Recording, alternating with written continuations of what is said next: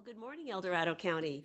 Today is Wednesday, April 10th, 2024, and it's my privilege to call to order this special meeting of the El Dorado County Board of Supervisors.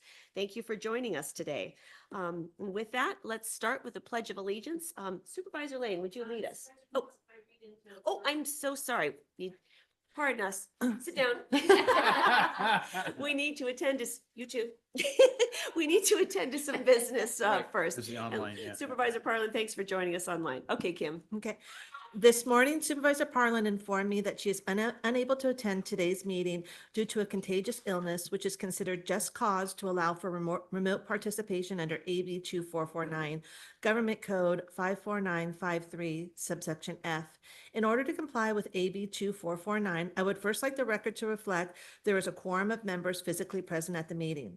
Next, I would like to ask Supervisor Parlin to disclose whether any individuals 18 years of age or older are present in the room with her, and if so, the general nature of her relationship with any such individuals. I'm by myself. Thank you. Finally, in accordance with AB 2449, I request that Supervisor Parlin keep her camera on during the meeting. We're sorry you're not feeling well, Supervisor Parlin, but glad you could join us. Zoom. Thanks. All right. With that, please rise and Supervisor Lane lead us in the Pledge of Allegiance. Please join me.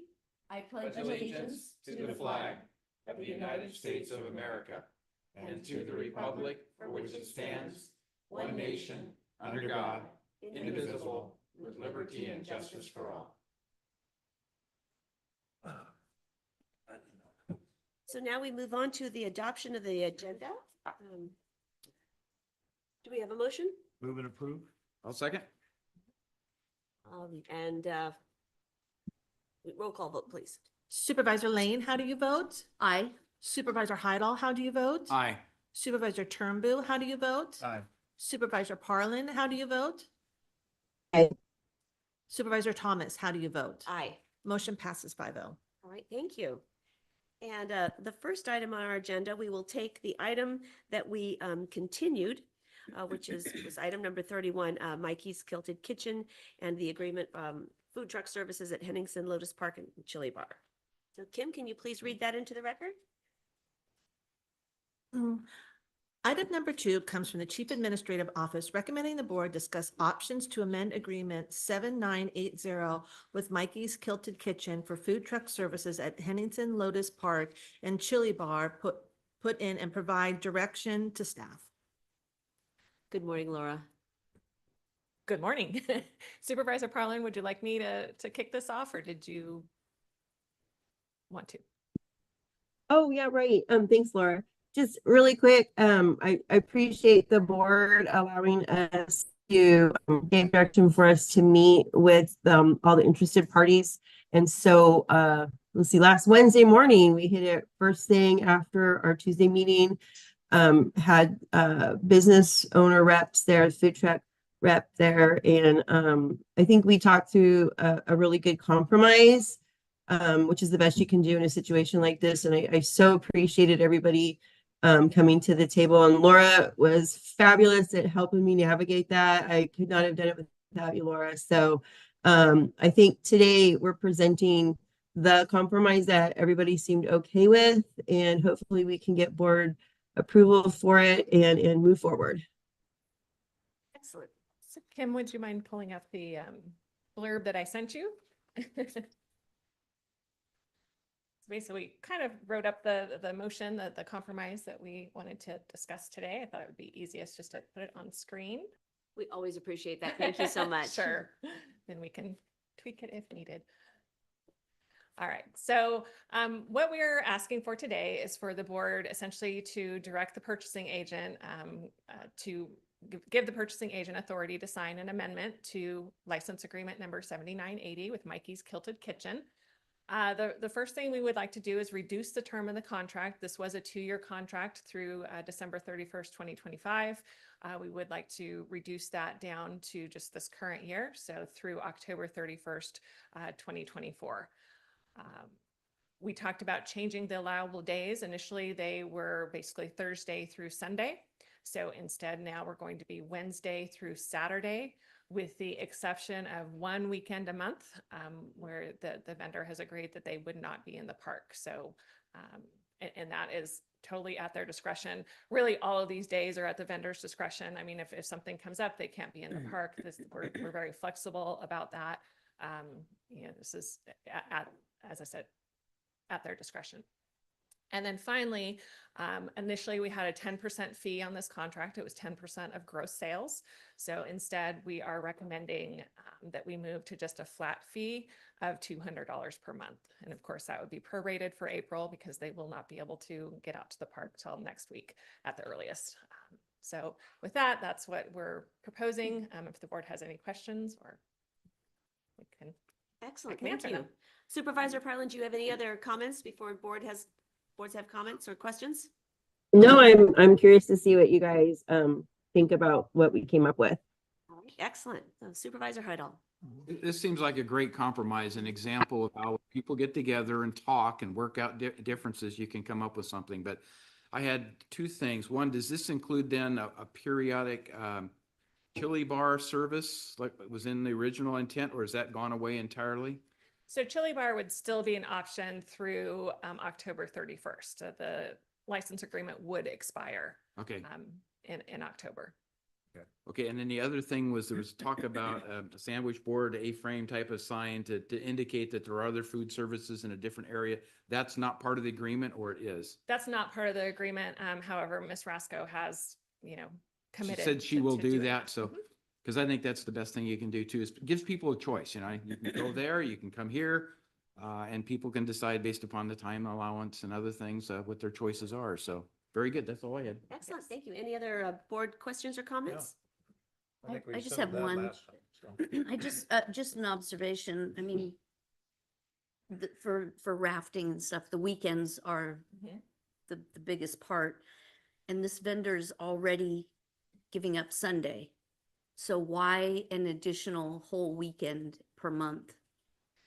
That was, something that was, again, kind of a compromise to allow a little bit more business to flow, to the small businesses during that time. And that the vendor also is, part of this is to try and give them the opportunity, if they can book other events, to be able to book those events. They also, my understanding is, Ms. Rasco may want to speak more to this, but she works full time and sometimes getting out there every weekend, is a lot. So this just kind of gives them a little bit of flexibility, but also, gives the local businesses that opportunity one weekend a month to get that business. And so I watched the presentation that was a couple weeks or a week ago. Seems like forever ago, but a week ago. And you had made the point that you'd put out quite a bit of money just to be able to get into the position to be able to do this. When you look at the reduced, one weekend a month, not providing anything, and then you look at every weekend, you're pretty much only out there Wednesday through Saturday. Does this business model work for you? It might not be the most ideal thing for us, but honestly, we're okay with it. We're totally okay with it. I think 3 weekends a month will be adequate. And as Laura said, I do work, a full-time job, that's, really taxing. And so it would be fine to have that one weekend. And again, we do have other things that filter in. A lot of our hardcore business during the summer is already kind of gone because that's weddings and festivals and things. right. But we're okay with it. And again, we don't want this to be any sort of adversarial situation with the local business owners. We want a level of cooperation and goodwill. And so, yeah, we're totally amenable to the terms. Well, it's very admirable of you, because I know a lot of business owners that would come out kicking and screaming and, filing lawsuits, and it could have gone really crazy. So it's just very admirable of you to be willing to do this and to be a team player with the other businesses in town. Thank you. And I very cool. just want to take a second to thank Laura and Lori and the business owners. again for, coming together and putting this all together. So Yeah, and well- giving us an opportunity. Thank you. I was going to bring you up anyway, so I mean, Oh. go ahead and finish. One final question, and it would be probably back to the county staff, and that is it the intention then to go back out for another RFP No, in the future? No. no, that would be at the board's discretion, but at this point, there is not an intention to do that. Okay, thank you. Well, I just share my colleagues' gratitude for all parties coming together to work out a compromise that that works for everyone. It's roughly, like you said, probably not ideal for any one party, but that's the nature of the best compromise. And as Supervisor Lane pointed out, that's just really commendable. And so we don't often see parties coming together for the greater good. And so Supervisor Parlin, thank you for convening this and just really appreciate everyone's efforts. Is there anything else that you'd like to say before we open this up to No, public comment? just, thank you, and I appreciate, the board's willingness to compromise and the owners as well. So, and hopefully, maybe we can even push some good business to the business owners, and maybe it'll be so profitable, you'll have us out there next year. We'll see. All right. Yep, yep. Thank you so Thank much, you. Ms. Roscoe. All right. At this point, let's go ahead and take public comment on this item, Kim. Now taking public comment on item number 2, individuals will have 3 minutes to address the board. The timer will notify you when you have 30 seconds remaining and again when your time is up. Public comment will be taken first from those participating in the boardroom and then from those participating through Zoom. For those participating by Zoom, please make sure you unmute yourself when called upon. If you're joining the meeting by phone, press *9 to indicate a desire to comment. If you're joining by Zoom, press the raise hand button. Please voluntarily state your name for the record. Is there anyone that would like to speak to this item? All right, come on down. Good morning. Morning. Am I okay to start when? Yeah, go Okay. First off, sorry about all the noise she's been making Problem. the last 5 or so minutes. No problem. We're completely on board with all the changes to the contract. And we can't stress again that it was nothing against the owners of the food truck. They got put in a tough spot and we got put in a tough spot. And I think we both reacted according, as would any business owner when it's their livelihood. And, it's, like I said, we just got put in a tough spot, but we're favorable to these conditions and the compromises, and you'll get no further qualm out of the restaurants in Coloma as far as the food truck goes. We truly appreciate you coming to the table for the greater good. So we look forward to visiting all of you this summer. Yes, awesome. Thank you very much. Thank you. Thank you. Appreciate your comments. Is there anyone else? All right, let's go online, Kim. Now taking public comment from online participants. There's no public comment. All right, great. I'll bring this back to the board. Supervisor Parlin, would you like to make a motion? Yeah, is there any further board discussion? I can't tell. Are you guys good? I'm Yeah. not seeing I'm any. sorry. We just had a hand raised. Did you want to allow that person? Oh, sure. Okay. Let's take one public comment, Supervisor, and then we'll come back to you. Oh, whoops. Uh-oh. Why do I not see them? Oh, I'm sorry. I was- Okay, never mind. Okay, then with that, I'd like to thank everyone for coming together on this and recommend that we approve this as recommended by staff, what Laura presented. Do I hear a second? I'll second it. All right, it's been seconded by Supervisor Turnbow. Any further discussion? All right, Kim, roll call, please.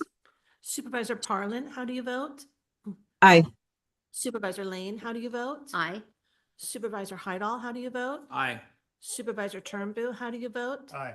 Supervisor Thomas, how do you vote? Aye. Motion passes 5-0. All right, well, thank you again, and we wish you just much financial success. Yes. Yes. Thank you all. All right, so with that, we will move into the meat of today's item, item number 240679. Kim, can you please open this item? Item number 1 comes from the Chief Administrative Office recommending the board, 1, receive a presentation on the fiscal year 24-25 recommended budget preparation, 2, provide direction to staff on what to include in the recommended budget, the use of discretionary transient occupancy tax, and any other issues related to the preparation of the recommended budget. 3, approve and revise Board of Supervisors Policy V16 budget policies. And 4, approve a rate holiday for department contributions to the retiree health program for 6 months of fiscal year 23-24 and all of fiscal year 24-25 by using retiree health fund balance to fund the program. Good morning. Good morning. Sue Henneke with the Chief Administrative Office, again, also with our whole budget team there in the corner. So just before we get started, want to do a little check-in on where we are in the fiscal year 24-25 budget process. So really this process kicks off in December before the fiscal year starts. So that's when departments really start doing the work to prepare their budget requests.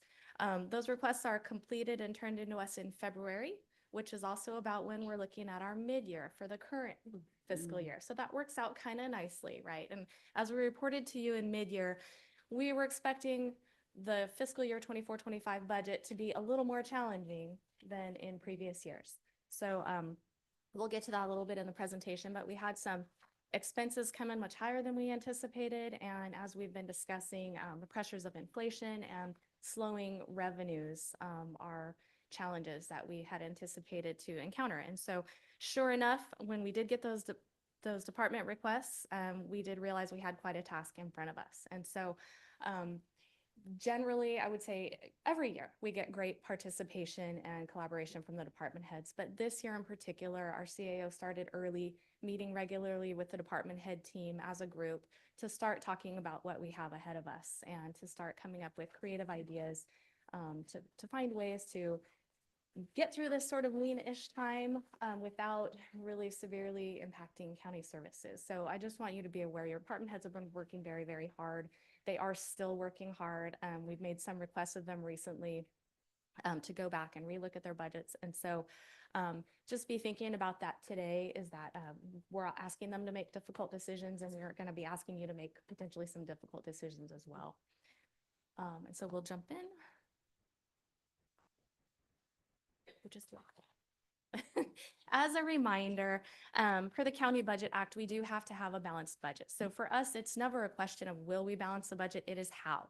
And that's where the difficult questions, difficult decisions come in. And so what that means, a balanced budget, is that our projected expenditures, or what we call them appropriations, have to equal our revenues. So, and it's a closed system. So if you want to increase an expenditure, you have two options. You either have to come up with more revenue or you have to cut an expenditure somewhere else. And I think as we're all aware, our ability as a county to increase revenues is severely limited.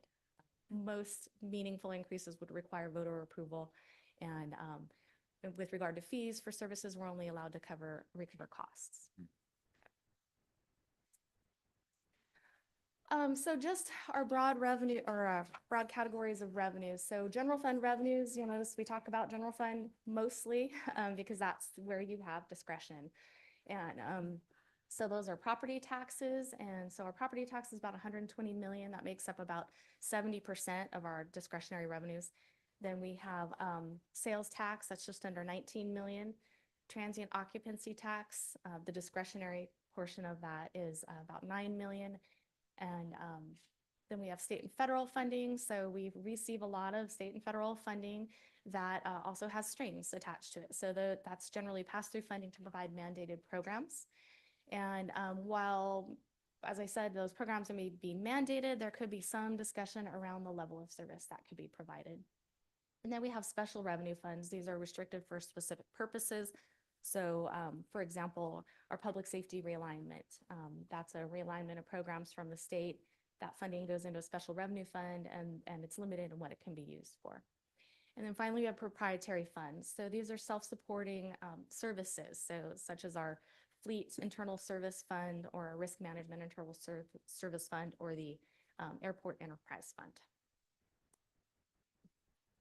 And I think we're all familiar with our dollar here. So the 1% of the property tax that's generated in the county that stays locally is then shared among all the different local agencies. And so as you can see depicted here, all the various special districts, so fire districts, CSDs, community service districts, et cetera, on average across the county, they receive a little under 25% of that 1%.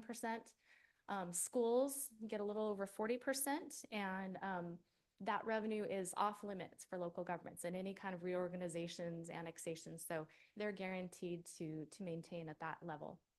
Cities just under 5%, and then the county we get the straight cut of the 1% of the property tax, which is about 23.5%. And then with all the flips that the state did in the 90s, they reduced the amount of vehicle license fee that we get and backfilled it with property tax that they had previously taken away. So anyway, all of that together means we get about 30%. So of the 1%, we get to keep about 30% of it. Here's our property tax trend. I always love showing this chart because it makes us look like we're really, really good at projecting property tax. The reality there is we have a very good tax collector and a very good assessor. So he's able to tell us, the assessor is able to tell us every year by adopted budget where the assessment roll closed. And then our tax collector does a very, very good job of collecting all of that money. So you can see generally we know where we're going to end up in property tax. It's not too difficult for us after they do all that hard work. That So is impressive. I think the comparative is the current fiscal year, we were looking at 6% increase in property tax revenue.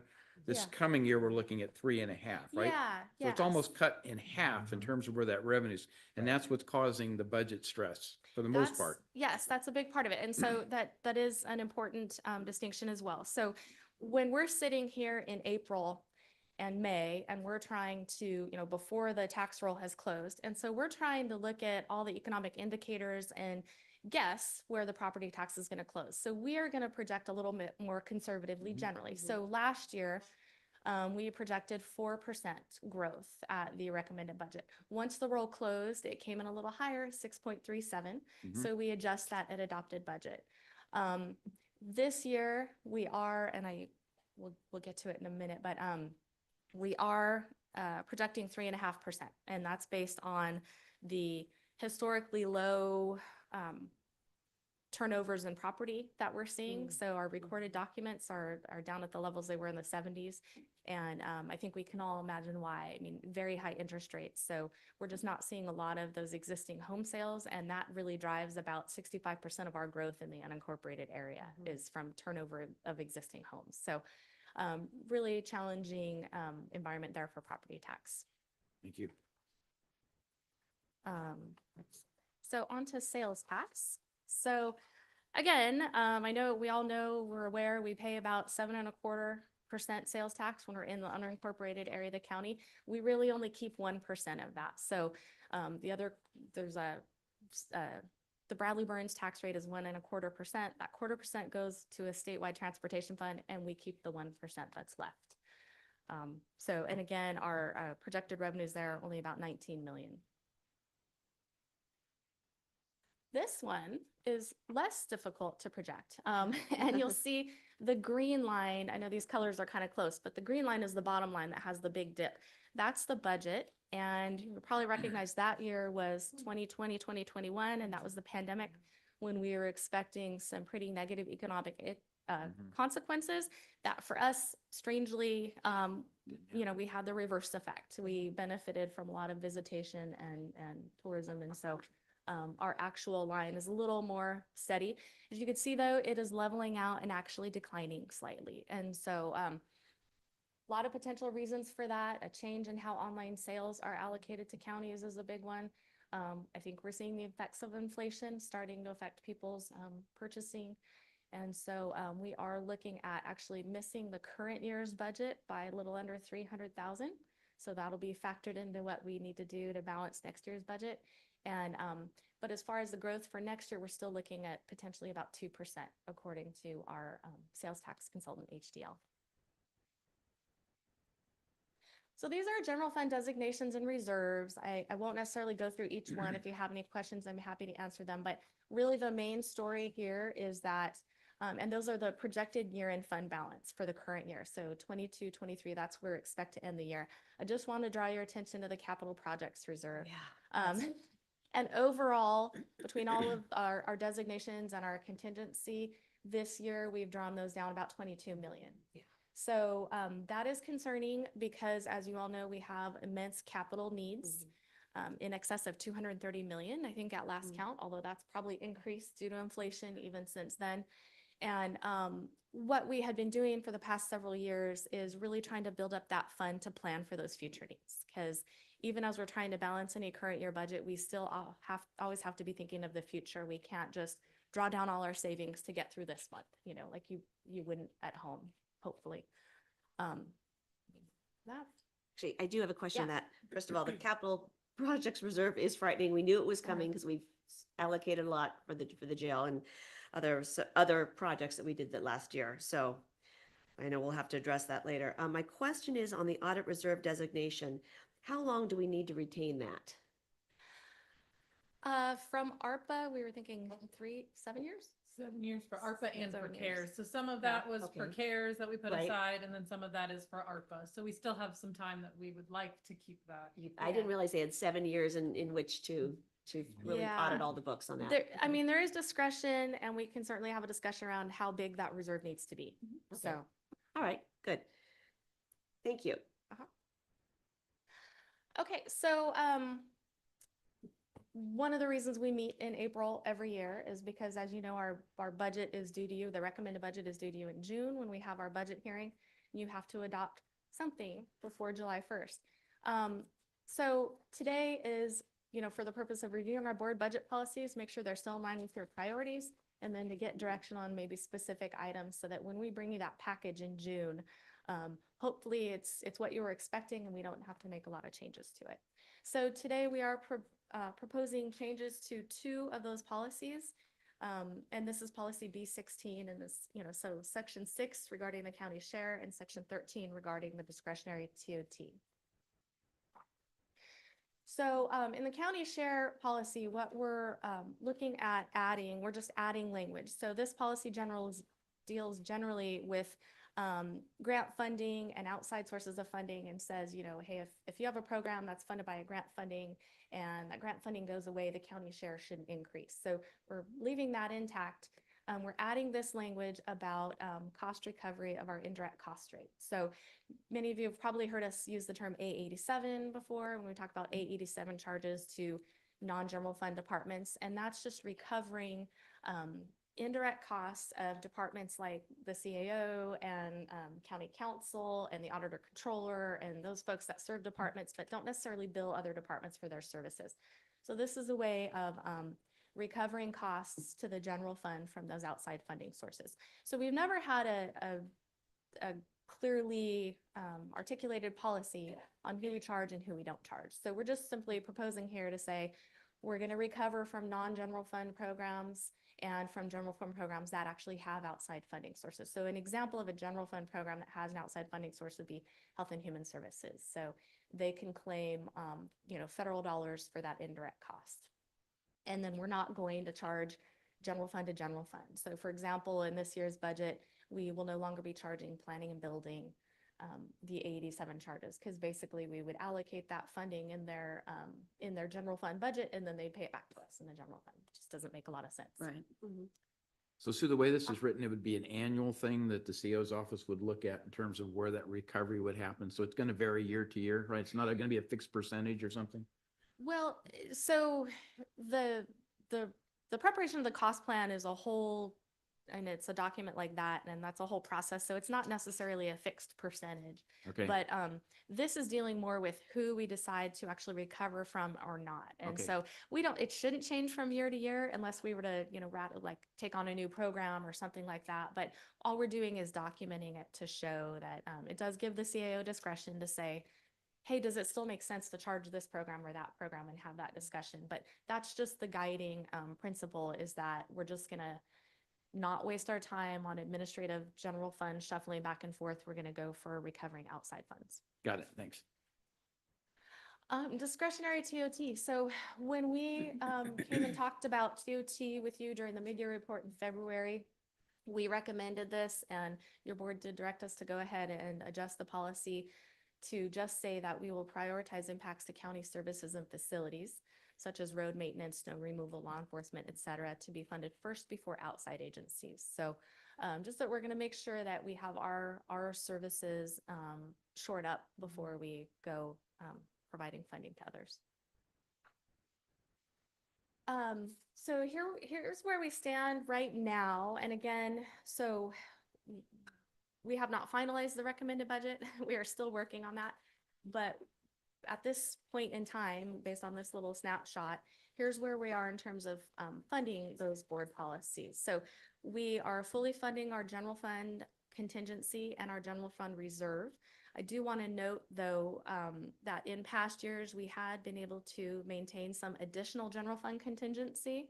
And if you'll recall, when we discussed at mid-year and adopted budget, we are now down to the minimum required by budget policy due to that GASB accounting change where we had to account for our fair market value losses. Our CalPERS designation, we're holding about 3 years of projected increases. Our policy is 2. But you can imagine with the uncertainty that we've seen in investment returns and, looking at how that might affect CalPERS, we're maintaining an additional year in there just to wait and see how things shake out. Our designation for road maintenance, the goal there in the policy is about $5 million a year. And as it stands now between basically TRIBE funding and proposed TOT funding, discretionary TOT funding, that's looking like it'll be about $7 million.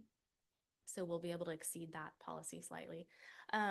What we aren't able to fund in terms of budget policies right at the moment is about $11.2 million. So again, our designation for capital projects, the goal is to add to that by $6 million every year. Now, generally in the past few years, we have done that at adopted budget when we see what year-end savings there is. So, hopefully we'll be able to continue that, but it's feeling tighter this year. Designation for IT infrastructure. This is a new policy that was added last year. And the idea is to have about 3 years of our projected investments that are needed to maintain our IT infrastructure. So to bring that fully up to what it should be, we would need another 1.2 million. And then our designation for disaster expenses, again, was added last year formally. And we had picked the number of $5 million because that's what we had set aside for Caldor. We currently have 1 million in that designation, and I'll tell you, we are reviewing that. We're looking at actual costs from the 2 fires and the storms, and so we may be making a recommendation to update the amount that we need to hold in that designation. So FEMA recovery, is that still going pretty well? That's Yes. part of our contingency, obviously, of not knowing how much we're going to receive, but Right. we're on a good course there. I believe we are. I think we won't talk about the one project that we're having trouble with the road because it's been, but other than that, we expect that all to come in as we planned. Okay. And so, which is already accounted for even in the current year budget, the general fund impacted is really already accounted for. So we don't expect any No surprises. surprises That'd be either to the good or Okay. to the bad there, hopefully. And we're All right. expecting that funding of revenue this year. Excuse me. No. We do have it built in this year. We think it will come in. I mean, not all the revenue. So I think we've got about 12 million out there, but the Okay. general fund piece that I'm looking at, we do have it budgeted this year. If it's looking like it's going to be tight with timing, then we just accrue it. So it doesn't affect, because we know it'll just come in the next year. So the timing shouldn't be too big a problem for All that. right, thank you. So is it the practice of the county to, when we get those reimbursements, to put it into the disaster expenses? That is actually what we had planned to do with this money. Okay. So yeah, that's where the $1 million that we have sitting there, that's counting on that revenue coming back into replenish. Okay. Hey, Sue, I got a question. Yeah. On that FEMA, I think it was for road, we were asking what, $5 or $6 million and so now it's pretty much cut in half, correct? I don't know all the details of the FEMA stuff. I mean, Raphael's rolling his but eyes. yeah. But I mean, I would recommend that it's been a while since we had an update to you on where we are with all of that. So I did speak with Becky Morton, who's the CFO over CDF or, DOT and land use, and Monica in the sheriff's office. And I said, hey, if a bunch of questions come up about this in April, would you guys be willing to come back with a little update? And so they're happy to do that. Maybe Sounds here in good. the next couple months. Yeah, and I did write a letter to Kevin Kiley to see if we can get that reimbursement. So Well, hopefully that helps. Yep. And Sue, before we leave that topic, would that also include, for the mosquito fire, any PG&E settlement would go into that reimbursing, that fund also? Yeah, I mean, that would be up to the board. I think it'll depend on how much we get and then how much we determine we actually need to hold in that designation. Because Okay. we're looking at it right now, and to be honest, I'm not sure we need 5 million in general fund set aside based on the history. So it might be better to put that funding to a different designation or a different use, such as capital or something like that. Got it. I think we need to point out is the designation for road maintenance, approximately $7 million. Ideally, the state funds, the gas tax funds would be paying for all our road maintenance. That has not been the case, which is why the county has decided we need to take monies out of general fund to supplement what is supposed to be funded by the state. So I need to make that statement every year because we were kind of surprised when SB1 didn't yield, Yeah. the revenues we thought it was going Right. to. It went to different places as far as I can tell. So that's one of the things that puts us in this predicament. If we had that $7 million to spend in other areas because the state funding did pay for our road maintenance, we wouldn't have this precarious situation. Yep, we certainly have seen declining revenue from the state for road funding. Yep. Okay. Thank you. So we were wanting to daylight for you that we were going to be recommending a slight deviation from the budget policy on county share. The district attorney's office funding for their contract with the Center for Violence-Free Relationships is expiring in September. So they had originally asked for $53,000 in support to keep that program going. We agree. We think it's a critical program, big impact to the victims in the community. I did just hear this morning, though, however, that the DA is potentially able to use one of his special revenue funds to pull that in. So we're working on that. So this may not be an issue, but we'll cover that more fully in June. Okay. We just wanted to be transparent about that. So this is kind of a revisit to mid-year. So at mid-year, we were projecting about $17 million in fund balance. Again, that was carrying over all of our contingency, departmental savings of $5.5 million, carry forward projects, so projects that were budgeted but not completed, but need to be completed in the following year, $3.7 million. And then we had excess discretionary revenues of $500,000. So two slight changes to that. One would be the retiree health holiday. So that is one of the actions we're asking you to take today. Rather than charging the cost of this program to departments for the last half of the current fiscal year, we would absorb those costs in the retiree health fund. There's about $13.5 million in that fund. And that would save the general fund about $800,000. And just for context, there's $13.5 million in that fund. Our annual pay-as-you-go costs are about $2 million of retiree health. So generally, we have departments pay that whole $2 million and we don't touch this fund balance. But,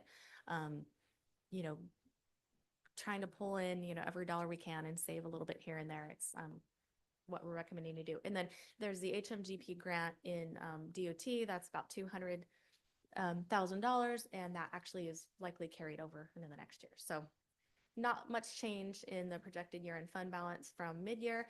However, we have asked departments to do a third quarter look for us, not ask them to do a full complete analysis, but just take another look for us and report back to us by the end of this week if they're seeing any material changes. So as we discussed, some of the budget pressures that we are facing, these are expenditures we knew we would have, but they are coming in much higher than we had expected. So our Charter Measure 504, which is our increase to our deputies, mainly our law enforcement folks, was about double what it has been in recent years. So that's a $2.4 million increase that we need to absorb. Our health insurance costs, our premiums have gone up about 10%. So that's another $2.4 million. Our risk management program increases, as we've been discussing, workers' comp and general liability. Those premiums went up a total of $7 million for a general fund impact of about $4.2 million. And then our correctional medical contract, we are still negotiating that, the sheriff's office is, but it's looking now like the increase to that contract is going to be about $5 million. So when you add those up, you have about $14 million in increases. And when you look at our discretionary revenue growth, that comes out to 4.4 million. So you can see, even if departments had no increases, we're already starting out with a deficit of $10 million. And of course, departments have increases. They're struggling with inflation in their programs and their services. And, we do have increases to employee costs as well. So that's what we're trying to get at right now, is how we can manage this gap that we have going, and departments are working on that as we speak. Sue, quick question. What is contributing to the steep increase in the risk program? What's that attributable Well, to? partially it's our experience. So, claims in the general liability program will cause those costs to go up. Our workers' compensation, we did transition from fully insured from self-insured to fully insured.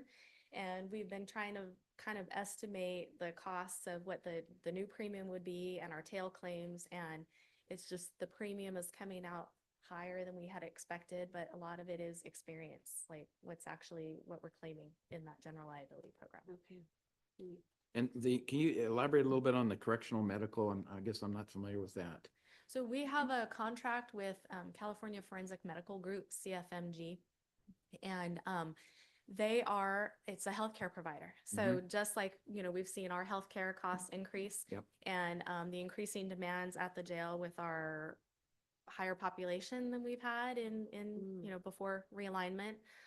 All of those pressures are just causing them to need to ask for more resources and more funding. So the state shuts down the state prisons, sends everybody to the county jails, and we incur the cost, which has to come out of our funding sources, right? Pretty much. So this is just another I didn't put those unfunded dots mandate done together, differently. Supervisor Heidel. Yeah. Yeah, I was gonna say that's another one of those unfunded mandates that, is there any potential for trying to recoup that? Sue, I know there's a renewed interest in that. I'm sorry, for trying to do what? Recoup the SB 90 for unfunded mandates. Is this one that has some potential? Well, let's add it to the list for that discussion that we'll be having with RCRC. Okay, Hmm. good. Okay. I'm not sure because we have responsibility for jails, period. It would be like making the link back to the AB 109 inmates. And might be a tough argument to make, but we should make it and give it a shot, probably. So, as I mentioned, a lot of discussions with departments still ongoing. And because of the picture that we're looking at, of course, we are recommending that we defer almost all of the general fund supplemental requests. So that's about 1.75 million out of the total of 2.1 million that were requested. In addition, we have asked departments to go back and try to find about $3 million in general fund reductions. Because we've gotten to a point where we've tried to refine our revenue projections as best we can. We've tried to cut expenses where we can. We've tried to pull in maybe some one-time funding sources to balance, and then we're asking departments to help us with that, close that last bit of the gap with finding $3 million in reductions. And they are working on that now. We've asked them to complete that process by the end of this week. So we're not sure quite where we are in that process yet. I understand why you do deferrals when you anticipate your revenues coming back up sometime in the future. I'm not seeing that picture. So when you start deferring things, it's like deferred maintenance. Yeah. It accumulates a big expectation that somehow some magic funding is going to come into play and you'll be able to do these things you need to do. I don't see that in the forecast. Maybe somebody else does, but it's just not visible. So my concern is it time we start looking at staffing levels and face the reality that we may have to do reductions in staffing in some areas where it's not absolutely essential, as opposed to deferring these additional requests? At some point we get to that if So things don't change. We do get to that at some point. We are going to touch on that. Okay. And we have kind of had those discussions with our departments. In past years, we've deferred, and then when we've gotten to adopted, we've been able to grant most of those supplemental requests. And we've had that same discussion, like, we're not sure that's going to happen. We do comb through these to make sure it's not something that is, critical to safety or something like that. So that's a reality that a lot of those requests may be more than deferred. Right. All right. I just want to, at some point you cross over that threshold if things don't start turning around, because when you're projecting pretty flat revenues in some cases, particularly in property tax, until that turns around, we're going to have year over year Yeah. issues in terms of how do we address it. Yeah. So anyway, I think you all recognize that. I want to make sure the public recognizes that the county's not just taking money and not using it wisely. Right. We have a lot of pressures on how that money gets used. Okay. So there were a couple of board directed updates that we wanted to touch on. The hubs funding, we started to talk about this in adopted budget, I believe, last year. Knowing that 24-25 would be the last year that First Five would be able to contribute. It's been a wildly successful program, and they've been doing an amazing job, but it is a little outside of their scope of the first 5 years of life. And so we do need to find either an alternative funding source or alternative ways of delivering that program. So we've been meeting with EDCO and HHSA and the library, and we still haven't found a magic pot of money yet, but we are working on it, and we just wanted to update you on that we're trying to get ahead of that. But funding is secured for fiscal year 24-25. I appreciate seeing this, this table and understanding all the different aspects of the funding model. So just kind of helps us wrap our head around what's needed to sustain this program. Thank you. And we are looking at federal funding sources because that seems to be where the money is We're these gonna look days. everywhere we can, so. Even under the couch cushions. Yes, yeah. Somebody's dad. Have Yeah. you got a couch? No. That's right. We'll go look. County Service Area 3. So we've been updating you several times on the issues going on there. And we had promised that we would come back early this year and adjust the rates. It's a little more complicated than it turns out, because part of the reason, yes, we were looking at the rates to see if we could help with the problem there, but there was also state legislation about ambulance rates. And we're actually still, along with all the other local emergency medical services agencies, trying to sort out exactly what that legislation means and how it affects us. So we don't have a rate increase yet. We're working on it. I do want to report, though, that since we started looking at, the entire billing cycle again, so from the documentation to what we do internally, turning it over to the biller, and then holding the biller accountable, because we found out there were some real challenges there. We have seen some improvement, but we're not quite out of the woods. And so we will continue to look at making sure that this stays sustainable, but it's looking a little bit better than it did even, a year ago. So, discretionary general fund costs. So as I mentioned, we are asking departments to really go back through and find additional reductions. And this is on top of many ideas that they already came to us with when they submitted their request. So many departments had already built in some savings and kind of made some sacrifices. And then we are now coming back to them and saying, hey, we need you to find more. We felt we need to do the same thing on a countywide basis. So we have some discretionary costs that fall outside of department budgets. And really, it's not any kind of judgment or value judgment on the merits of any of these things. It's just for us the responsible thing to do to take a look at them. So kind of like in your personal life, if you were dealing with your homeowner's insurance increasing, your health insurance increasing, and cost of food increasing, you're able to give a little bit less, unfortunately, to maybe charitable causes you normally would. You're able to, your discretionary spending has to go down. So the county operates sort of the same way. We have to prioritize our county services and our mandates and what the public expects from us. And so we just put these general fund discretionary costs in front of you to show that that's about $460,000 of funding that potentially we wouldn't have to cut out of departments or county services. And I'll just go through each one real quickly. So let me just note the 1 year holiday term is something I take a little exception Yeah. to as well, because I don't see this, once we start that trend with where we're looking at in revenues, I don't see it just a 1 year. And And call we- it a holiday seems a little, we're not taking vacation. It sounds happy, I know.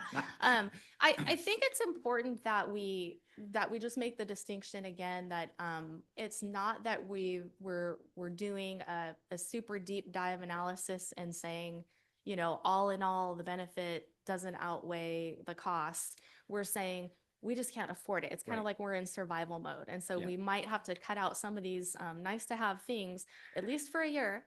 And then we can look at it later. But Right. right now, when when things are kind of urgent, that's what we need to look at. So we looked at that. This says we're not recommending that you stop funding any of these things forever, because that's a big commitment. And we don't know what will happen in the future. But certainly in the current year, it would really go a long way toward helping to balance the budget while, you know, the hopefully fewer impacts to services and operations. Thank you. Yeah, and I agree with you, but we need to, another thing, we need to take care of our employees here. That's one of the big issues that we have in our county and stuff, and make sure that they get the pay and the adequate pay that they need, so. Just jump in here. Really appreciate the heads up on this, Yeah. recognizing that we have asked great sacrifices of our staff. We're asking them to do more with less. And so I appreciate the foundation on which this, your recommendations are coming to us. I think as we walk through these different items, as well as our TOT discussion, it's critical for the board to keep that in mind, but I think let's just walk through these, and then the board will, we'll have to have a discussion regarding all of these different items, and Exactly. we'll see Yeah. where we go with this. So what we'll do is, we're getting near the end of the first part of the presentation. So we'll go through these items and then we'll pause and we can, if you want to make some decisions on these at that point before we have the TOT discussion, we can do that, or you can wait to the end. But I think that's a solid course of action. We'll tackle these together, and then we'll move into the TOT discussion. Okay. Okay. Great. So the about 76% of pool users reside in the unincorporated area. And so in past years, we have provided some funding to offset the city's costs with maintaining the pool. Current year funding is a little under 78,000. And so this is all just to say that this, we can't just provide money necessarily to cities. So there's a government code section that requires certain findings be made, and it actually limits what we can fund to just the maintenance costs, not the operation, that are attributable to the non-city residents. It's actually fairly constrained. The city has provided information on their net expenditures over the last 9 years. So it's about a little less than 150,000 annually. They are requesting 76% of that figure, which would be 111,000. But as I mentioned, we can only cover costs associated with maintenance, not operations, straight operations, so utilities, things like that. So the maximum that the board could approve would be that $76,557. The Parks Master Plan consultant. So the county has been working internally on a Parks Master Plan, and the Parks and Recreation Commission has asked for consideration of funding about $100,000 toward a consultant to be used in that process. And so we need to bring that to you to make you aware of that request, but our recommendation is that we defer consideration of that until you've had the chance to get an update on the Parks Master Plan process from our Parks Division. Arts and Culture at El Dorado. So we are in our second year of funding this program, and they have their request started out at 50 cents per capita, and they're saying status quo in their request, but they are continuing to request that funding to support arts and cultural programming in the county. El Dorado Hills Fire contribution. So this relates to the annexation of Latrobe by El Dorado Hills in 2014. The base property tax transfer normally would include the ERAF encumbrance. So whatever ERAF obligation that Latrobe had would follow through to El Dorado Hills, and then as well any base property tax transfer from the county, because we have a ERAF obligation, would transfer over to the district.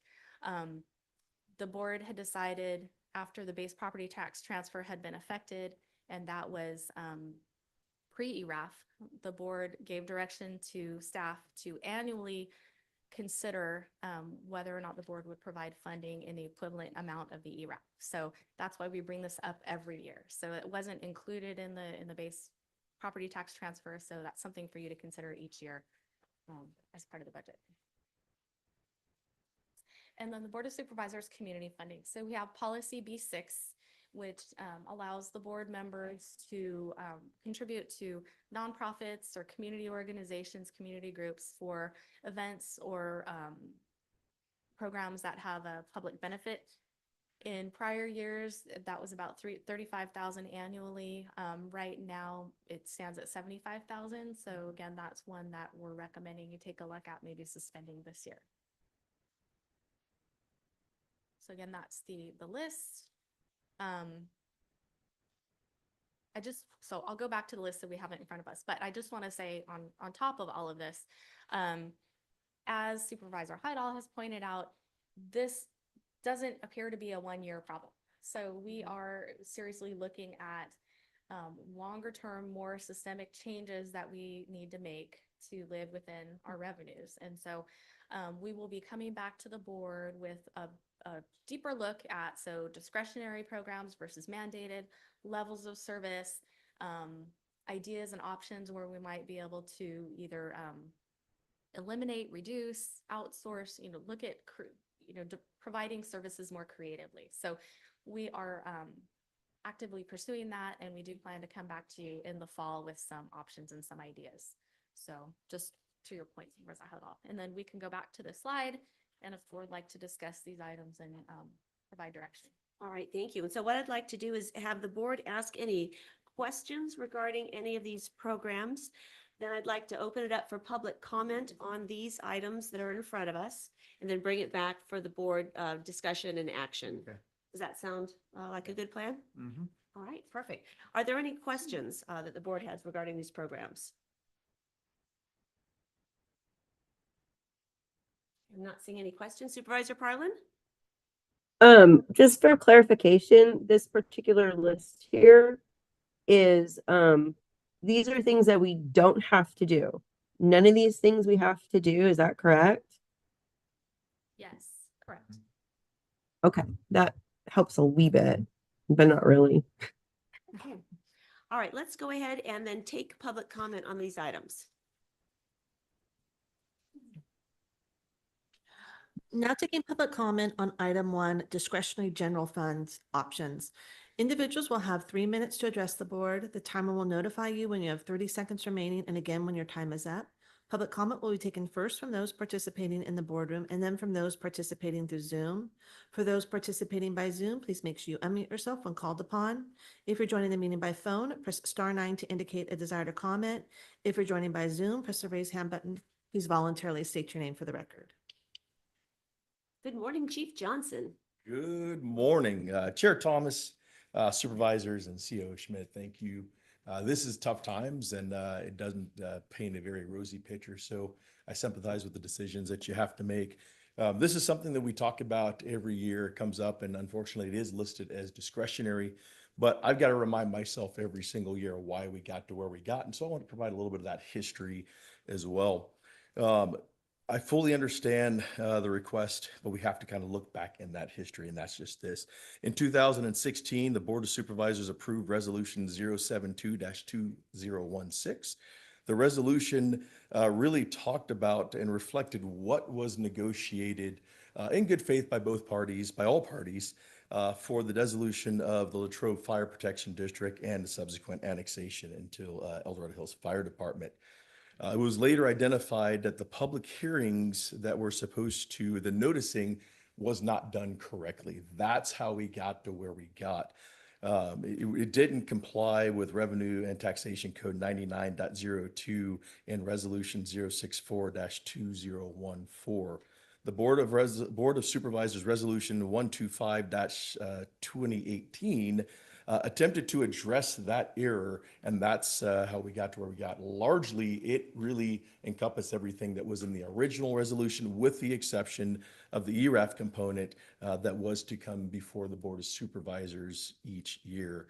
So just some numbers, just to kind of throw those out there to you. Since that time, since 2014, El Dorado Hills Fire Department has had expenses of roughly 2.5 or $11.5 million. And that does not include the current fiscal year. That'll be another $2.3 million. We've also invested $600,000 in infrastructure improvements to Station 91 to protect the community of Latrobe. And that station is still today fully staffed, 3 firefighters every single day with advanced life support for that community. Engine 91 is also the primary move up and cover engine for the West Slope. So that's to say that anytime there's a large event that occurs that draws resources from other areas, Engine 91 is in that position, and they move up and they cover in some of those positions as a primary engine. I think when you look at the net, given the revenue that has come in to support fire protection and EMS services in the Latrobe community, there's still a net of negative $7.5 million. Now, I understand that we have made that choice for the level of service that we provide out there, but that's important. Latrobe is a little bit distance from, time's rolling out here, is a little bit distance from the core services. And so we want to make sure that we provide the same level of service there that we do in other areas. I would add finally that this is not a nice to have thing. The reason that we get that ERAF component is because we are a multi-county jurisdiction. So I would hope that you to consider this as not a nice to have and something that is critical for that community. Thank you for your time. Thank you, Chief Johnson. Appreciate you being with us this morning. My pleasure.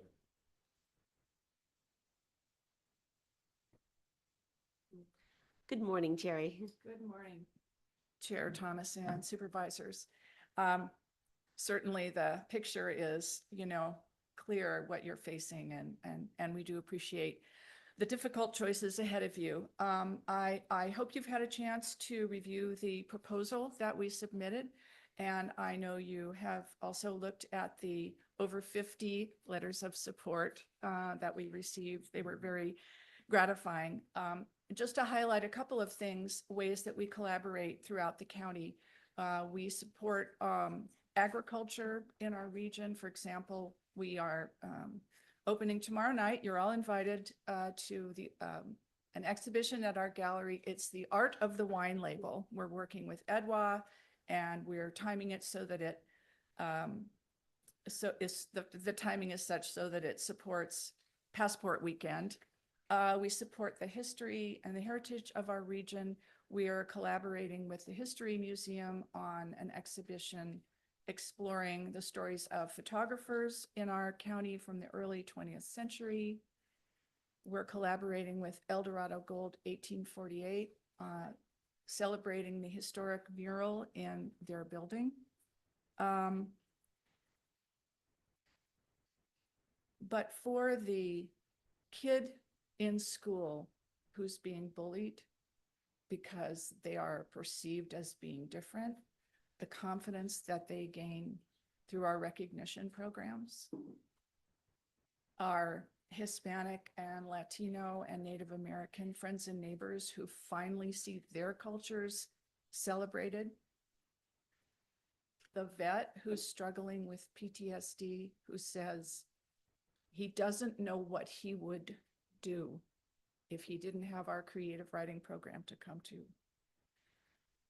Those programs are not nice to have. They're priceless. Thank you. Thank you, Terry. Appreciate you being with us.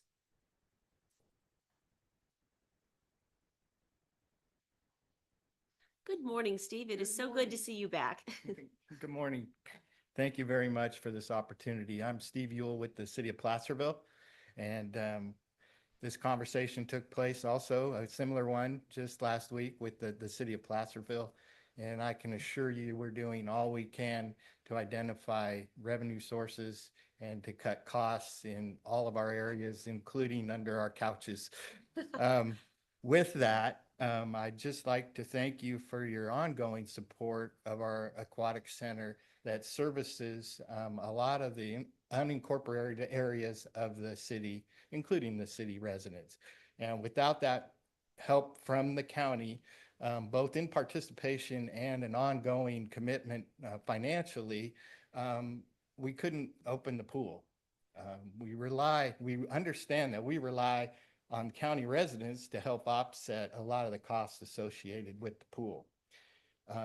So with that, we thank you for your consideration of our request. And I can assure you, we'll do all we can to continue to have a first-class facility for all our residents. And I think this is just a great opportunity to continue the great partnership we've had ongoing with the county when it comes to this beautiful facility. And we are faced with the same dialogue that I've heard this morning regarding the increased costs for propane. Our facility was built in 2002, and so it's aging. And so we have ongoing maintenance costs that are escalating. Just this week, we had like $20,000 worth of repairs we need to make to our spiral slide, and then other repairs within the pump room. And so that's where we're at. So thank you I know you have very difficult decisions to make, but thank you for considering the city council's request. Thank you for being here, Steve. Mhm.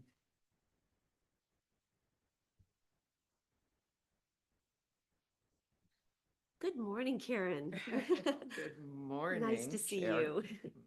My name is Karen Guthrie. I haven't appeared before the Board of Supervisors in many, many years, but it's a pleasure to be here and to see you contributing so much to our community. I'm here for a very small portion of this budget and a very small portion of your discretionary funds. I highly support the arts and culture grant that has been so beneficial to our community. I've served on over 15 boards and commissions over the 50 years that I've been a resident here and owned a business for 35 years. And in that process, I have seen what our community looks like and the needs of the community as you have strolled through all parts of the community. One of the things that impacts in a very subtle manner is art. And I'm happy that through this new leadership, the culture too. And we need to increase that in our community. I've been watching Cameron Park over the years since Larry Cameron's day. And I want to see that community come together. And they're also getting involved in arts and culture. But the best thing that you need to know, and the reason that I'd like you to continue this funding and with the request, is that the current director has broadened the impact of all ages, all needs, to improve that lifestyle. And that's what our job is as community leaders. And I thank you for considering the proposal of arts and culture. Thank you. Thank you so much for being here. Appreciate it.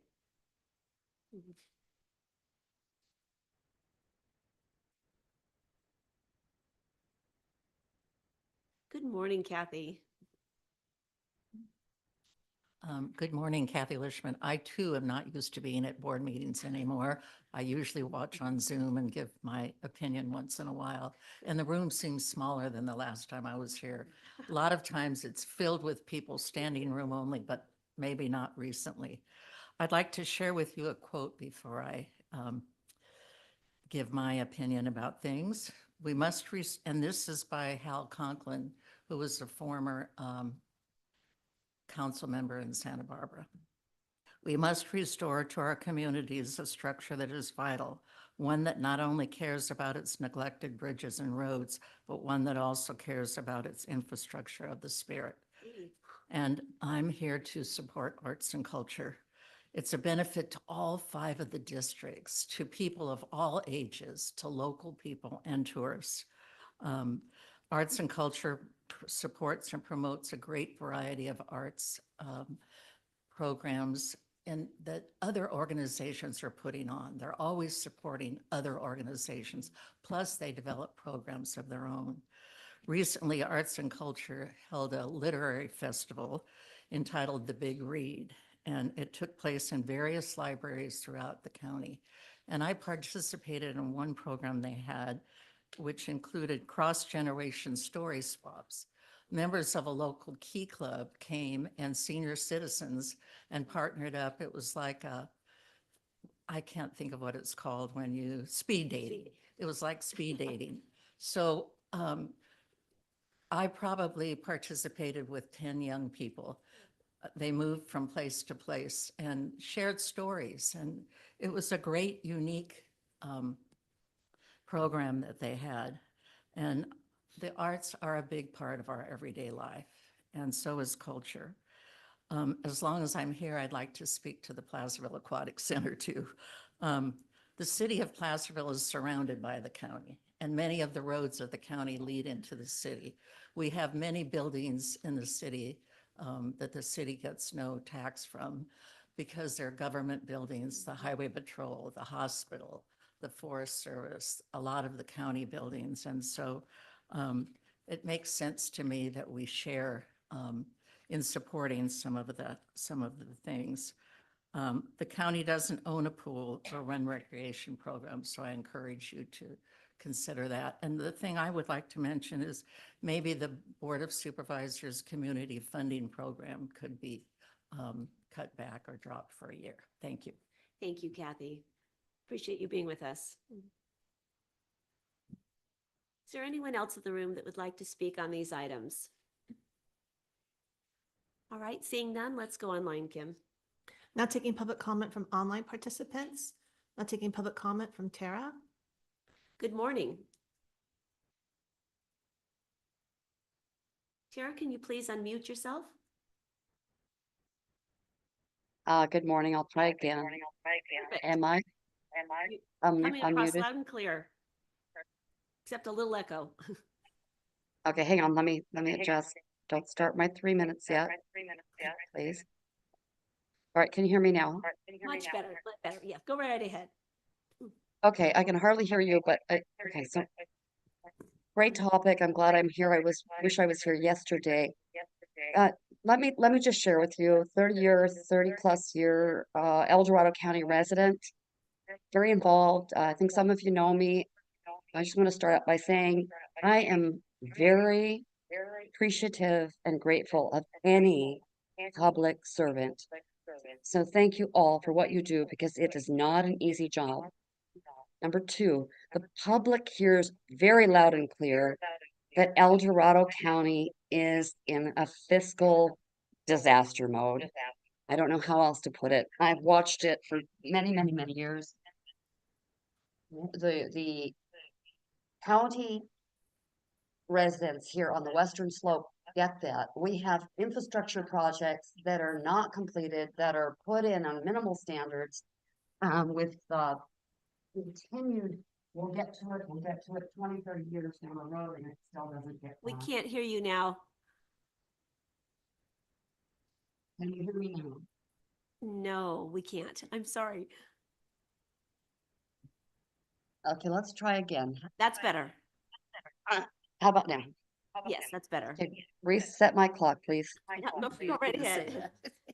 Okay, so number one, western slope. My comment today, I could speak for an hour, but right now I'm requesting, and it's not just me, large constituents down here want to have El Dorado County identify all zones of benefits, not only in verbiage, but in detail and scale of mapping and the financial requirements of those zone of benefits and what they're tied to project-wise. This is something that should be transparent. It is funding that is becoming more and more, especially with after Measure E and Measure Y.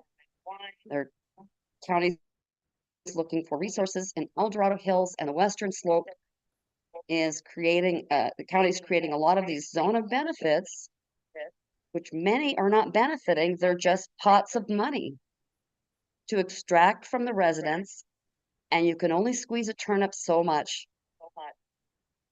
You will hear from me again, but thank you very much for all you do. Leave it at that. Thank you, Tara. I do want to say, we hear your comments. The items before us that right now are funding for the Placerville Pool, the Placerville Parks Plan Consultant, Arts and Culture El Dorado Hills County Water District, and the Board of Supervisors Community Funding. So those are the only things that we are looking at right now. But we hear your comments about the zone of benefits that will come at it's a separate issue. But thank you for bearing with us with your technical difficulty. Thanks for your comments. Now taking public comment from Kelly N. Good morning. Kelly, can you please unmute yourself? I did. Thank you so much. Concurring with everything, what difficult situations we get ourselves in fiscally. In my opinion, overall anything and perks and programs, and we know how vital they are to especially children, seniors, but I would implore you, no matter what, that we always make sure that our public safety and our fire safety is at the top of the list. This isn't even a situation anymore with our fire departments of whether or not they can respond to emergencies and fires. For some people, this is also a matter of whether or not they hang on to their fire insurance or not. Insurance companies are looking for every angle to drop policies, whether it's a closed fire station, response time where there's a fire hydrant, your barriers. They are looking for it all. And in any sort of diminishing of services, that could mean the difference between somebody being able to remain in their homes, affording fire insurance, even the FAIR plan, which is just ridiculously high in most situations in El Dorado County, are starting to be a little more subjective in terms of how they can rate a home or somebody coming into a new home. So of all of these programs, I would ask you to please make sure that at the top of your list is our fire department's needs when it comes to servicing square mile radius and response times that it takes to address especially fire situations. Of course, we want medical situations addressed expediently also, but making sure that you have had that conversation to make sure that it is not going to diminish all of the residents impacted by this crisis of fire insurance that we are seeing exploding, especially in El Dorado County, even in developed communities that you would not expect to be a high risk of fire are getting those letters in developed El Dorado Hills, Cameron Park. It just doesn't matter anymore. And that is one of the top things insurance companies use in their ratings of your eligibility or your potential to be dropped is any kind of decrease of fire response and services. So I thank you so much for this endeavor that you're on and look forward to the rest of the day.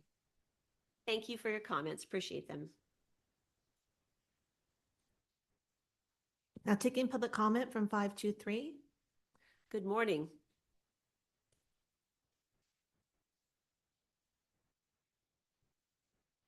Can you unmute yourself, please?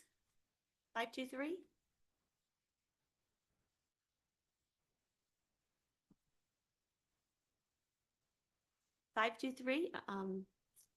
It's your turn. If you can unmute yourself, please. No. All right. So with that, we will it dropped off. All right. We will close public comment and bring this back to the board for discussion. So which one of my colleagues would like to start? I just have a question regarding arts and culture. Are any of the funds that the county contributes to that leveraged for grants or anything like that? I would let Ms. Lamontek answer that, but I believe so. That is the case. Yes, please come on up, Terry, and I know you can answer that directly. Thank you, Supervisor Lane. That's a great question. And absolutely, yes. In some of our grant applications, we are asked to show matching funds. In others, we always promote the fact that we are supported by the county, as are most of our colleagues in the statewide system. There are 55 of us throughout the state, and most of us receive funds from our counties. The statewide average is 63 cents per capita, but the answer is assuredly yes. $1 for $1 or even 2 to 1. And those are taxpayer dollars that we bring back home to the county. Any further questions Thank for you. Ms. Lamonte? No, thank you. Thank you, Terry. Any Any other questions for Terry? No. All right, thank you so much. And then I have a question, which you probably will know the answer to, for the city of Placerville.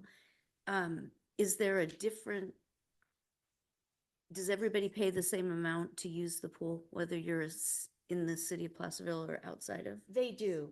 When I was on the city council, we really wrestled with that and found that it was very difficult to charge 2 different rates. And because there was such a large predominance of county users to the pool, they just applied a flat rate, but then really relied on the county support to help make that pool possible. As we all know, pools don't pay for themselves, and they Right. provide a really critical community benefit. So Right. And I'm drawing on my experience with the city of South Lake Tahoe that has its own pool. The county does not contribute anything to it. Obviously, we have unincorporated residents that utilize those services as well. And we've gone through times where it's been the same charge. We've gone through times where it's been different.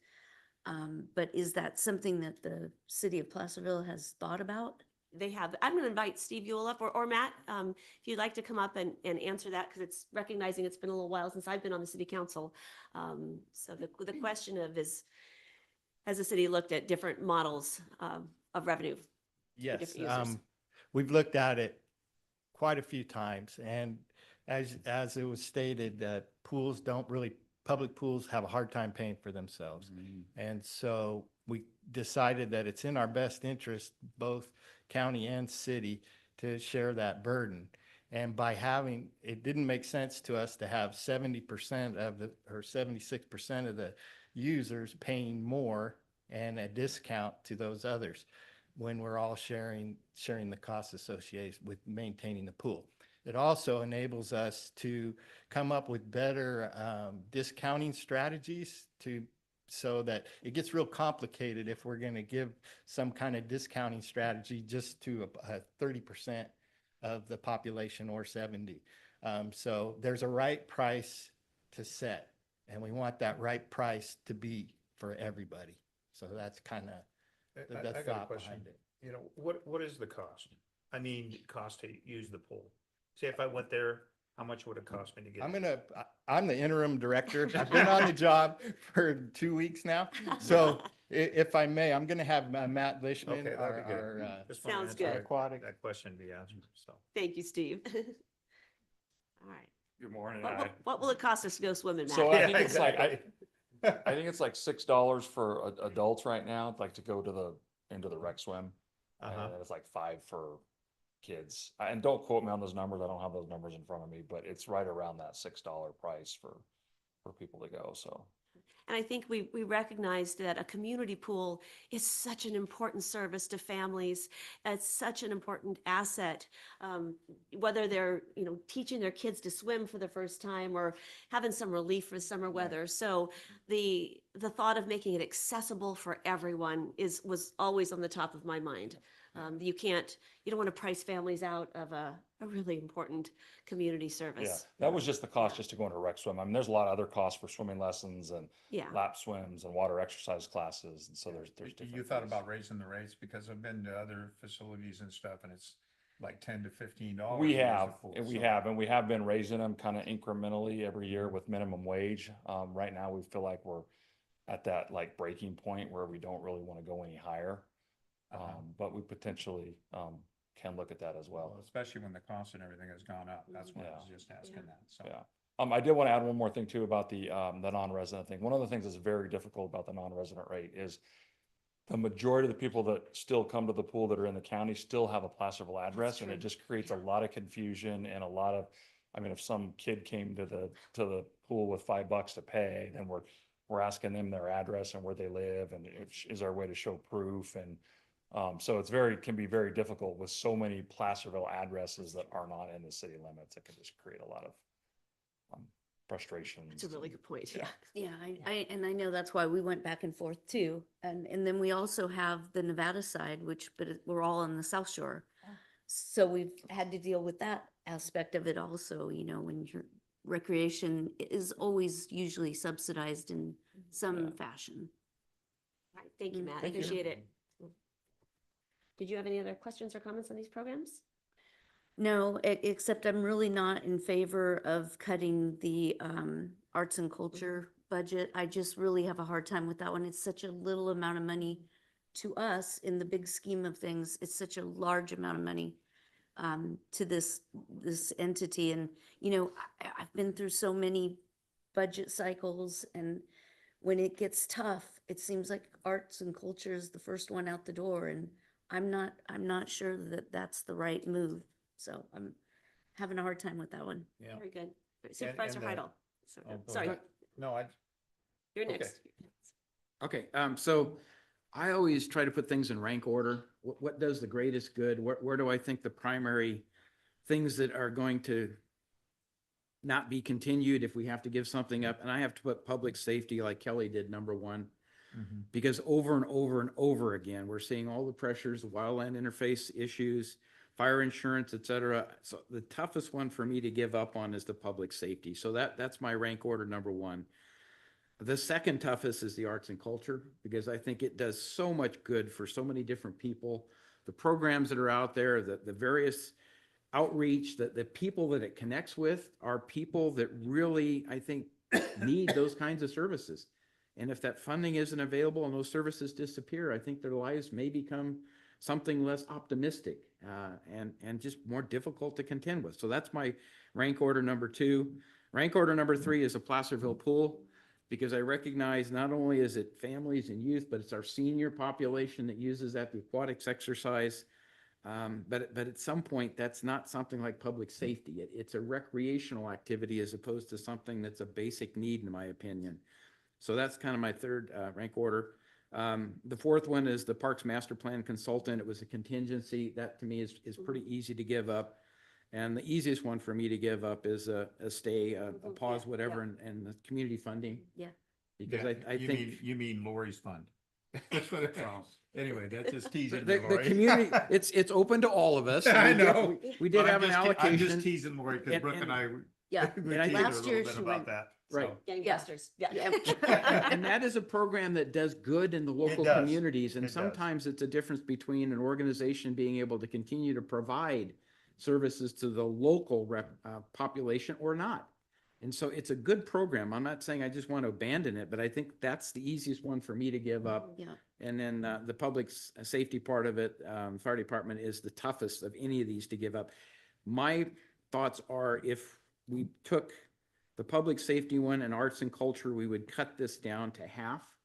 And that's kind of where I'm coming to as a starting point, is let's not do away with all of it, but let's cut it in half, because I think that's a big start. And because we all know that there will be end of the year funds that we look at, and our balance is going to be something different than what we're projecting.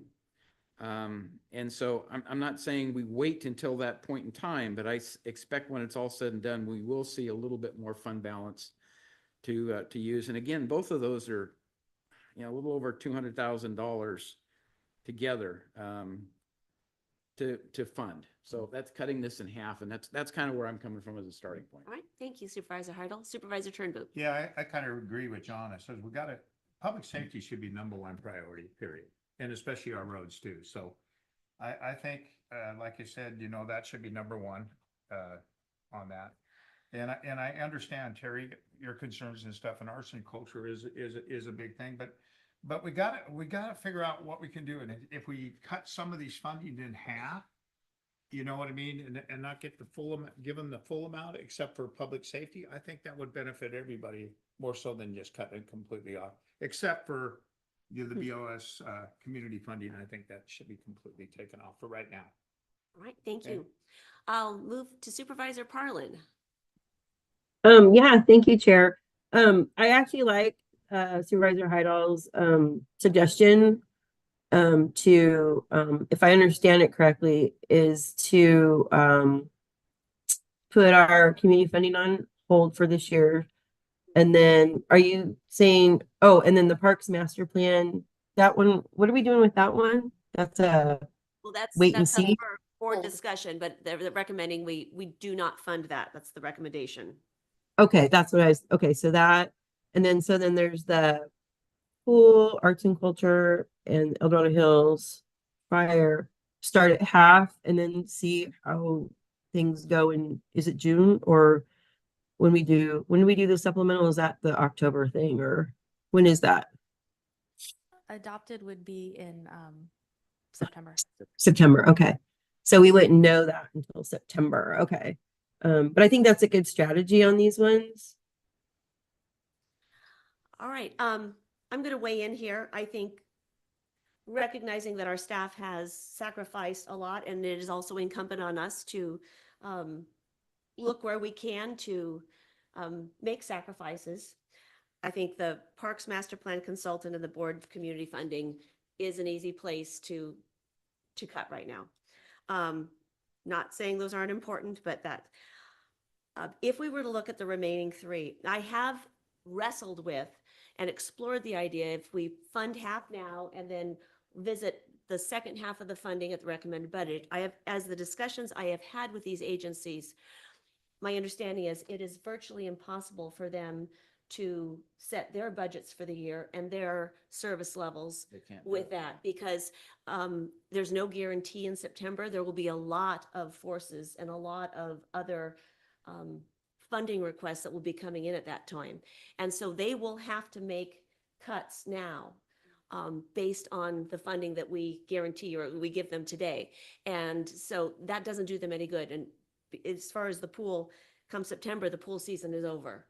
And so I am not in that that mindset. Originally, that's exactly where I was going.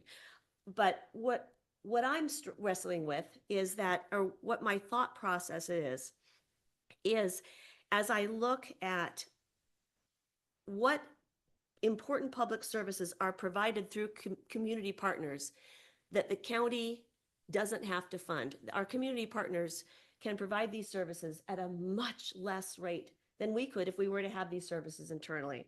And as far as arts and culture, they are the designated agency for arts and culture. And they, as Karen mentioned, their scope and service has broadened to embrace so many aspects of our community. So I do think that that funding is critical.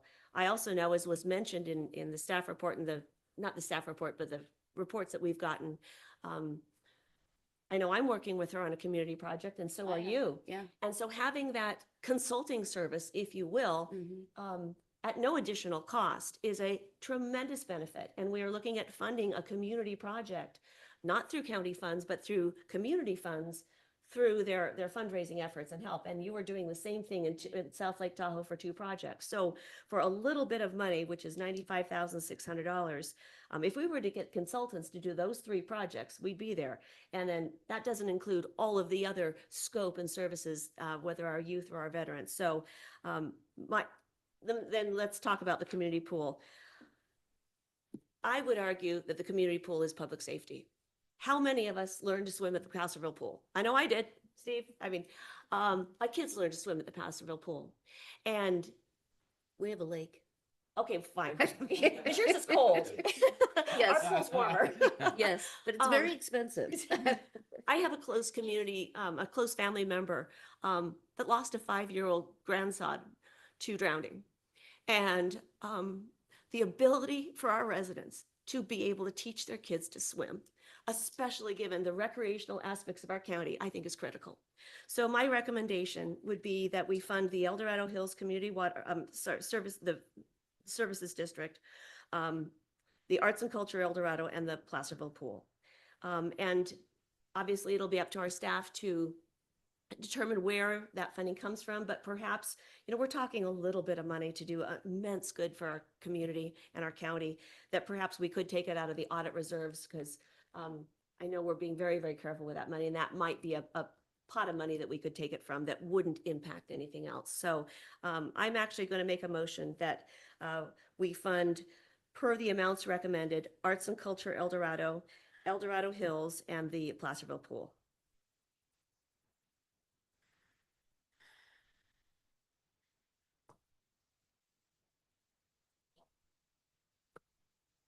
Okay, I'm not seeing a second. I'll second it for discussion. Okay, is there any further discussion on that? Question of staff, you know, I'm already, my mind's jumping ahead to like the discretionary transit occupancy tax. You were talking about the audit reserve account. The difficult thing when you ask us what we're willing to cut, our brain automatically goes to, well, where could we cut something somewhere else so we could fund this? And I know that you're not specifically asking us to do that. It's just how our brains work. So in this question, how would you fund those three items? Well, I'll be honest, we were already looking at paring down that audit reserve to help us with our problem. And it will impact what we have to ask departments to find. Because as you said, that's absolutely correct. I mean, if you're looking at funding one thing, you've got to look at what you don't fund. I was thinking of, you know, if there was a desire to fund the arts and culture, their contract does expire June 30th. So that would make sense if there were consensus to go ahead and fund that now and then perhaps defer the others. For El Dorado Hills, that would potentially give you more time for them to explain what the impact of that might be, to come back in the fall for that $100,000. I think their property tax revenues are about 24 million a year. So they're not quite in the position of the city or the arts and culture where that's going to make or break, you know, a little bit of a delay in that funding. The city, I'm not as familiar with their position. I understand it's, you know, and how It's they budget critical. for a summer, which crosses both fiscal years. So I think we'd have to understand that better. It's critical. But that was going to be kind of the way the discussion was going. That was going to be kind of my recommendation was, you know, if you were looking at arts and culture and then defer the rest and then taking, you know, the board community funding totally off the table, completely support that. And the Parks Master Plan, until you've had a chance to hear the update on that, makes a lot of sense too. But yeah, it would directly affect what we have to ask departments to do, because we already were looking at some of those, hoping not to draw down too many one-time sources of funding, but we were looking at that audit reserve as one of those potential areas that we would hit up if we were having trouble balancing. So for the sake of the discussion, recognizing that the timing of money is different for different agencies. So would the board be amenable to funding Arts and Culture El Dorado and the Placerville Pool now, recognizing that that is critical to their budgets, and then bringing back funding for El Dorado Hills with the recommended budget, since the timing is not as critical for them, and we will assuredly have more revenue to deal with then? I don't support that personally. Okay, so You know, out of respect to the chair, I seconded the motion so that Yes. we could have this discussion, and I think it's been good. I would want to know in voting for this item that it's not going to affect our departments, that we're not going to squeeze them for the money. I mean, I would need to understand that. And the other thing is, you know, maybe it's a partial contribution to the city of Placerville and not the full 76%. I mean, that would be, you know, a consideration as well. But I would have a lot of trouble if I knew that this was going to get passed down to departments. They already have enough to deal with. I'm going to put the city on the spot and bring them up here. Matt or Steve, how would it impact your budget if the board were to authorize, let's say, 50,000 to the pool, recognizing that we have really difficult decisions right now? What would that mean for your budget? My anticipation is we're going to have to go back to city council and come up with some other alternatives, similar to the ones that you're discussing right now. How are we going to make up that deficit? On the, we have another problem just on the programming side. There's another 250,000 that the city is subsidizing for the programs. This conversation is only talking about the costs associated with maintaining the pool. Right. So we're going to have to go back and look at everything. I can say to Wendy's comments that the city has always placed an extremely high priority on the learn to swim portion of our program, because we have so many rivers and streams and ponds, and in our area, council has always emphasized that we don't want to compromise that portion of the program. But staff will have to go back and look at where we can cut, where we can raise fees. But there's a threshold when we get to fees. If they go too high, we've learned that our revenues actually go down. So there's a right price point for our program, but we need to go back and look at it. And some of the ancillary programs that aren't paying for themselves on the operational side, we're going to have to look at those and maybe cut those out. And we got to continue to look for partnerships also. We've had a long-standing partnership with Marshall Hospital for our senior swim program and aquatics exercise. And so we need to continue to be as aggressive as we can and foster those partnerships throughout our community. And we have a pretty good track record of doing that. So I can assure you we'll keep trying. Thank you, Steve. I didn't even take into consideration the cost of those subsidized programs, which our county residents benefit from, and this is only maintenance. So my motion stands the way it is with the funding requested. Well, but your motion was the original with the fire. It was all three. Yes, it was all three. We Yes. have a very strong recommendation that we can hold on that. Oh, I see. Yes. Right? So your recommendation with regards to the city holds city, is what you're yes, saying. yes. Okay, all right. Thank you. Further English is discussion. Such a hard language. The only thing I have, and I brought it up a lot of times, what I worry about, we gotta, being on the budget ad hoc committee, and I could see what we're in the situation we are right now. We gotta tighten our belt, and especially when Sue has asked all the department heads to look and try to cut costs. And we gotta look at our employees, because we're going through negotiations right now too, and we gotta protect them. We really do. So I have a problem with a lot of this, and I understand we had money before, but now we're really going to be tight for the next 2 years.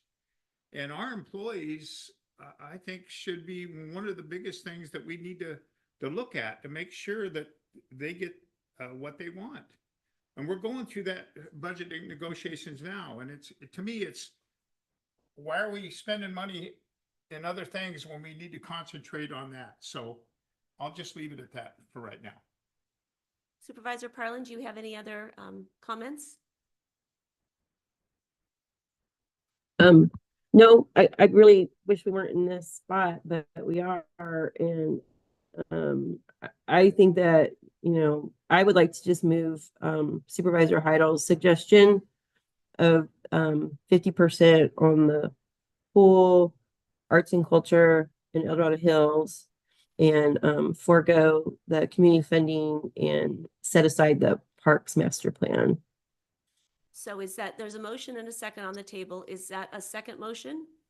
Well, let me clarify. That's Yes. not what I was proposing. Right. I think maybe it was misunderstood. What I was proposing was full funding on the Public Safety El Dorado Hills County Water District and full funding for the arts and culture and no additional funds, which would cut us down to less than half of what we're currently projected to be spending. So just two items. would Oh, be- I'm sorry. I did misunderstand you. Sorry. Yeah, that's I did. fine. I misunderstood. But you can make the motion, Lori, if you want. That's fine.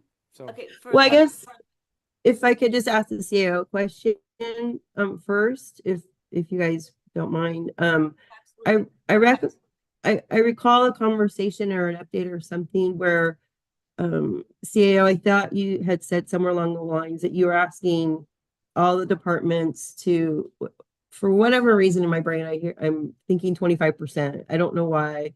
Was there a percentage you were asking everybody, or were you just asking everybody to go through everything? Was there a goal number?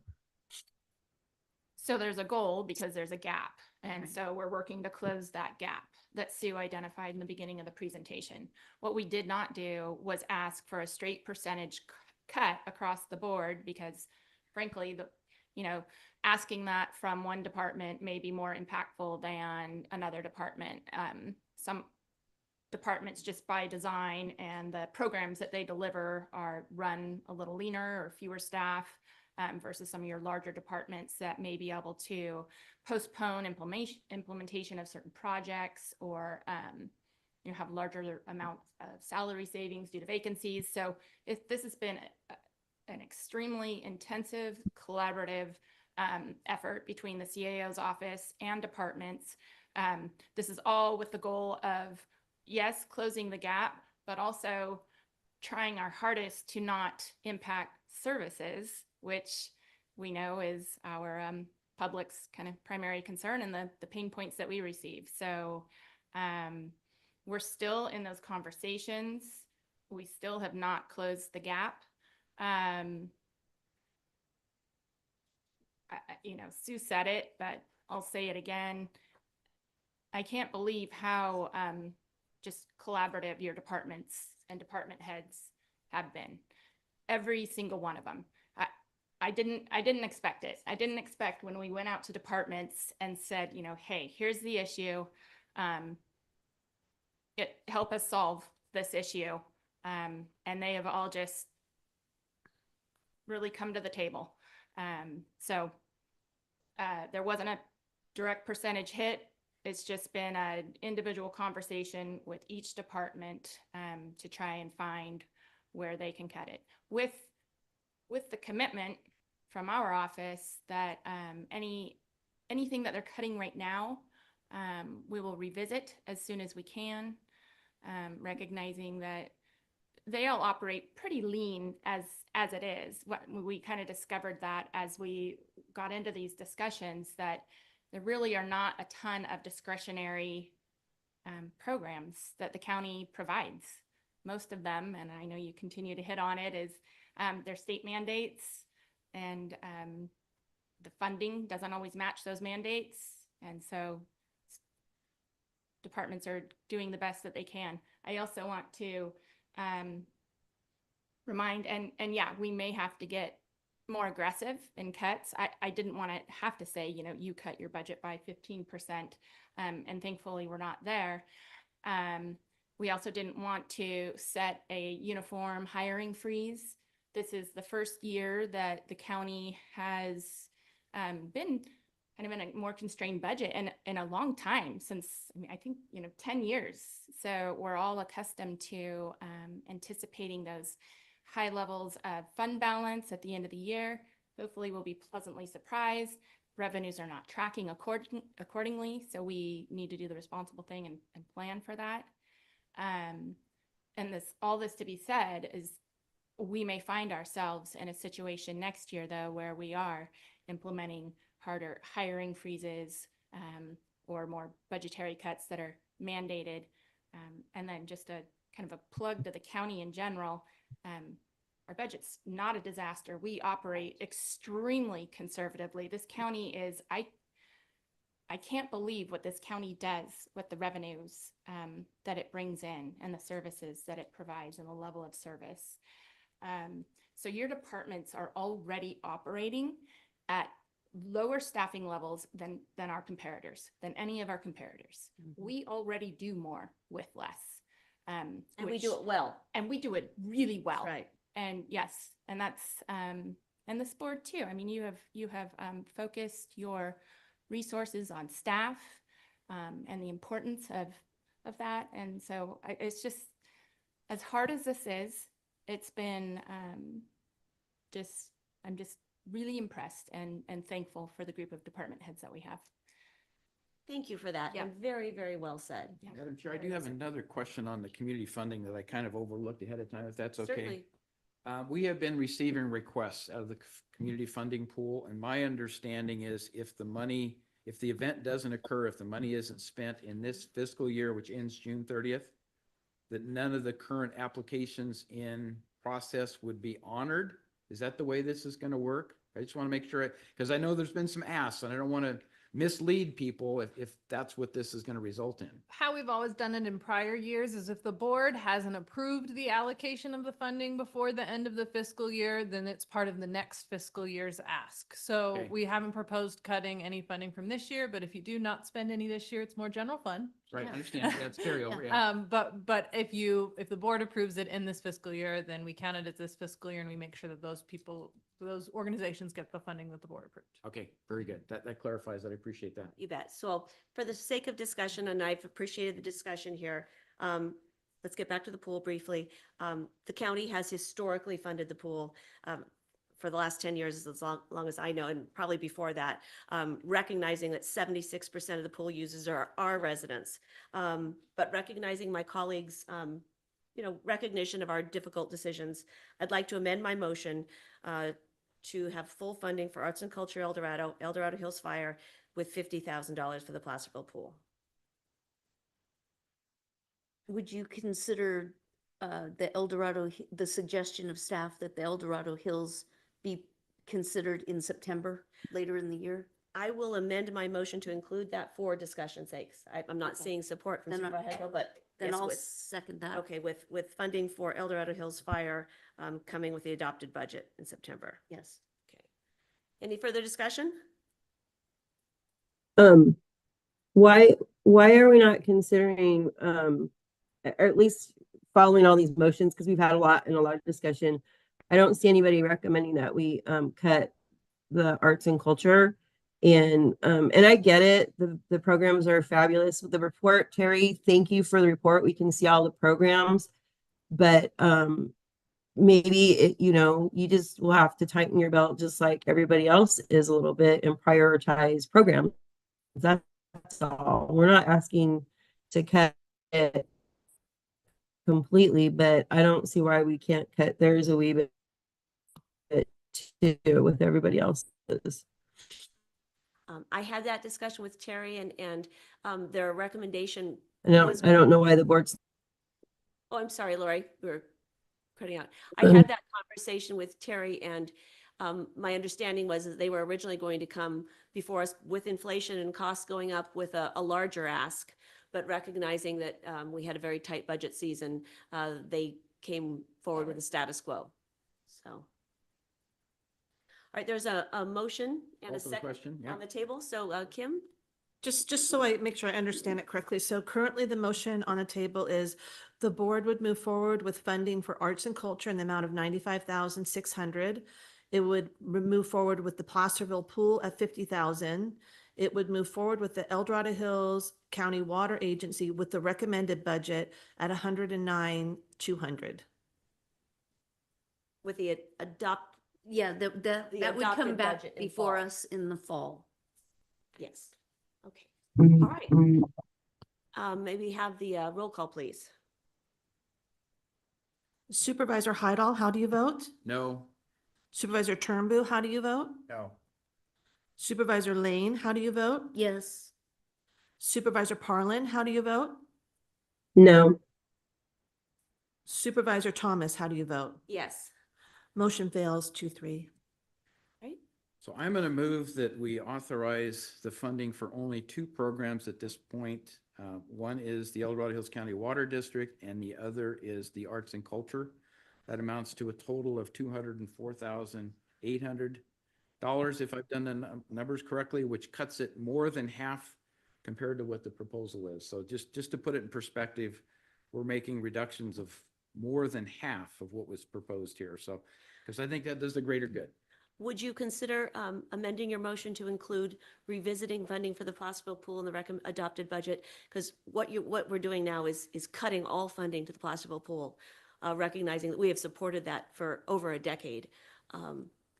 Yes, I will consider that coming back in the fall. We'll see where we stand with the numbers, if that's acceptable. Yes. So bring that back in the fall for consideration of the 76,550, and then we can have that discussion. Yes. That's my amended motion. Okay. Is there a second? And I'll second that. So under discussion, same question with regards to El Dorado Hills, staff is presenting a very solid case that, they have a $24 million property tax that supports that operation. What the ERAF is something entirely different, and that we could postpone that decision until September also and put ourselves in a better financial position today. Those services are provided on an ongoing basis, and I don't know what happens if that budget is not approved now, whether or not they would reduce their services for some period of time.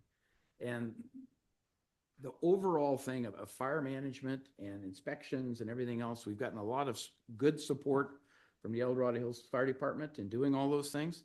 And I think they just need to know that their funding is there. That's my position on it. I don't think we need to consider what happens later on, because to me, it just needs to be funded. But with all Well, due maybe respect, that's the question to ask. with all due respect, the 75,000 to the El Dorado Hills Water District is going to be far less impactful than no funding to the Placerville Pool right now. It's just a completely different budget. So I don't think that holds water. I apologize, but Yeah, I just want to chime in on this a little bit. You know, a lot of people, do you guys actually know where that fire station is? yes, You do know, there's two schools right next to it, correct? yes. Okay, so that was one of the biggest things that my concern, especially if we cut a lot of the funding on that. $75,000. Well, I'm just saying. It's 109,200, so I'm Right. not I quite mean, sure yeah, what 109. you're referring Sorry, to. 109. But the biggest thing is to cut the services, especially if there's something that happens at one of those schools. So that's one of my concerns, especially with that, especially if we wait until September, to bring it back. I think when it comes to public safety, that should be a number one priority. Okay. That's my personal opinion, so. So there is a motion and a second on the table. Kim, can you read this? I know we're going round and round. So the motion by Supervisor Heidel and by Supervisor Thomas is to fund arts and culture for the entire amount of 95,600, to fund El Dorado Hills County Water for the 109,200,000, and to bring back the Placerville Pool discussion in the fall at adopted budget in the amount of $76,557. Okay. All right. Any further discussion on that? All right, roll call, please. Okay. Supervisor Lane, how do you vote? No. Supervisor Heidel, how do you vote? Aye. Supervisor Turnbull, how do you vote? No. Supervisor Parlin, how do you vote? No. Supervisor Thomas, how do you vote? Yes. Motion fails 2-3. Is it lunchtime yet? So I want to make a motion. Make it. Okay, I want to make a motion that we fund the El Dorado Hills Water District and the Placerville Pool cut it 50%, cuts arts and culture 50%, and do away with the boss community funding and the Parks Master Plan consultant. Do away with that.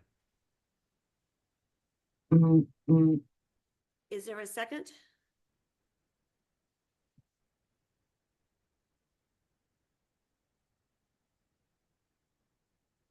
I'm not hearing a second for that. Okay. Is there another motion the board would like to? So we'll make a note that Supervisor Turnbull's motion has failed due to a lack of a second. So I'm going to make another motion. Let's see if we can get this. I'm going to move that we fund the El Dorado Hills County Water District at 109,200, that we fund the Arts and Culture El Dorado at 95,600, and we fund the Placerville Pool at half the requested amount, which would be, let's see, 76 divided by 2, 35, 38,000 approximate. So we give the Placerville Pool half the funding, and we do it all now as opposed to waiting till the fall. I'll second that. All right, any further discussion? Let's take a roll call vote on this one. I think this is a record for us. Supervisor Turnbull, how do you vote? No. Supervisor Heidel, how do you vote? Aye. Supervisor Lane, how do you vote? No. Supervisor Parlin, how do you vote? No. Supervisor Thomas, how do you vote? Aye. Motion fails 2-3. Could I make a recommendation? Please. Yeah, and I am not one for deferring difficult discussions because it means that we're going to have a difficult discussion again. Perhaps the board could give staff direction, because I'm hearing there's a mixed desire between the pool, arts and culture, and the timing of the fire allocation. Perhaps you direct staff to work with each of those entities to see if we can, just like we've done with departments, like where can we cut? What's kind of and I don't want to negotiate these things, but I certainly don't want to do it up here. To see if we can get those requests reduced, and then we can come back with a recommendation during the recommended budget in June. And just Thank you for that. yes. So with that, I'll make a motion that we direct staff to work with Arts and Culture El Dorado, the Placerville City of Placerville regarding the funding for the Placerville Pool and the El Dorado Hills County Water District, and bring back their recommendation in June. I'll second that. Thank you, CAO. Okay, any further discussion? All right, roll call, please. Supervisor Lane, how do you vote? Yes. Supervisor Turnbull, how do you vote? Yes. Supervisor Hydall, how do you vote? Aye. Supervisor Parlin, how do you vote? Aye. And Supervisor Thomas, how do you vote? Aye. All right. Motion passes 5-0. Well, we hate to kick the can down the road, but it seems that we were not able to come to a consensus, and so I appreciate the recommendation of CAOs and best wishes for a successful coming together for a good resolution that can work within the constraints of our county budget. So, thank you. We're gonna take a brief break here, Good idea. about 10-minute break, reset, and then we'll come back and wrestle on TOT. Thank you.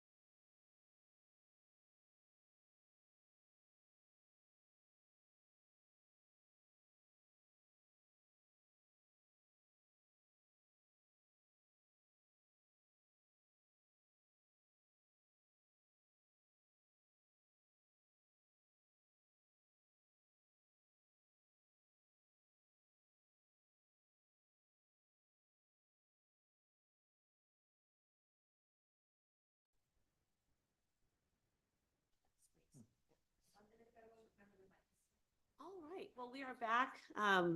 Thanks to my colleagues and to our staff for that robust discussion, and look forward to recommendations coming forward. All right, so let's talk discretionary transient occupancy tax. Okay, so we're talking purely about discretionary transient occupancy tax. I don't know if you noticed, but in the abbreviation, we put the D in front of the TOT. So you know that this is not the Measure X transient occupancy tax that's collected specifically in the Tahoe Basin. I might say TOT instead of discretionary TOT, but this whole discussion is all about the discretionary TOT. So revenues of actual discretionary TOT revenue. The revenue's been growing, as you can see from this chart. We had a kind of a height during the pandemic when a lot of people flocked to Tahoe and stayed locally for their vacation purposes. But so discretionary transient occupancy tax is collected a lot like sales tax in that the people go to a motel or a hotel or a vacation home rental, and then they submit that tax a quarter later. And what that does for us is it makes a quarter lag in our receipts. So just last week, we were able to look at the third quarter receipts, which is really only 2 quarters of full receipts for transient occupancy tax. And there were some concerning indicators that this revenue is slowing. And not only slowing in growth, but actually reducing in the next year. So you can see here on 23-24, which is a projection of revenue, we're projecting 8.75 million. There are some signs, and it is early because it's only 6 months of data, that it could be significantly less than that. But because it's so early, we're not really ready to make that decision yet. We're going to keep analyzing things, keep checking this revenue, work with the treasurer tax collector to see what she's seeing.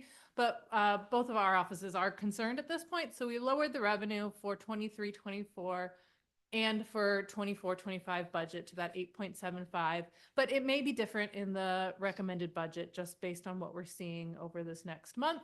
And then again, in adopted budget, we'll know what the actual revenues are and we'll be able to better predict. So we may have to look at this again in adopted budget if it is lower. So just keep that in mind as we go through all the requests.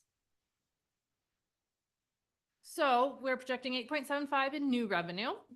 There's a carry forward of $3 million, and I'll go into detail on what exactly comprises that carry forward amount. Then the board approved earlier this year using $992,000 from the TOT special projects designation for the North Tahoe Meeks Bay annexation. So we're pulling that revenue into the year from the designation. And then of savings from the current year that we can reallocate to new projects, there's about $347,000. When looking at last year's receipts for TOT revenue, and this is all revenue, VHRs, hotel motels, and hosted rentals, about 2/3 of the revenue comes from the Tahoe Basin and about 1/3 from the West Slope. So just keep that in mind. And just to reiterate, that does not include the 4% increase in TOT that the basin approved. We can't emphasize that enough. Yeah, this is all purely discretionary TOT. Okay. So what we're asking for today is we have 13.1 million in revenue. We have 3 million in carry forward projects. This year, as we discussed back in January, we asked all departments to come up with anything that really can apply to that TOT policy that's related to a tourism impact or economic development. So we asked departments returned to us a list of requests. And then we also got requests from the fire districts that totaled $18.6 million in requests. So really we're seeking board's direction today on our recommendation of how we sort of filtered out what requests we have, what we can fund now. And so I'm going to switch now to a spreadsheet. I'm going to go through all the requests and sort of really seeking your direction on what we do fund.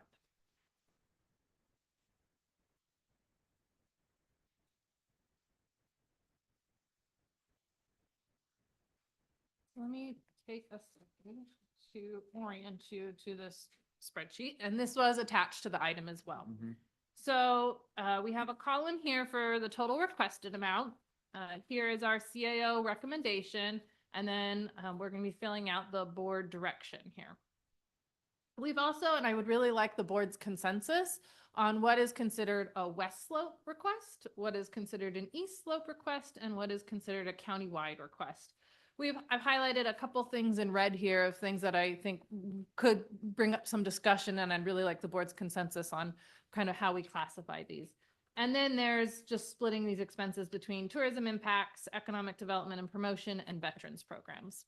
So each line is a request. And then if you just note these two little things here, net to zero right now, because it's perfectly measured the revenue with all the expenses. So as we change things, keep looking at this number here because that's how much we're off. So of that 3 million in carry forward projects, the board allocated TOT funding in prior years to the Chili Bar facility project. We have been working diligently on that, but the facilities has asked to carry over 184,000 of that.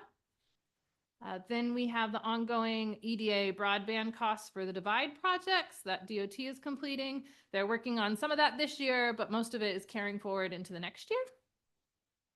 The Diamond Springs Community Park, a little bit of this is being spent of the $1 million this year, but then we're requesting to carry over 981,000 into next year.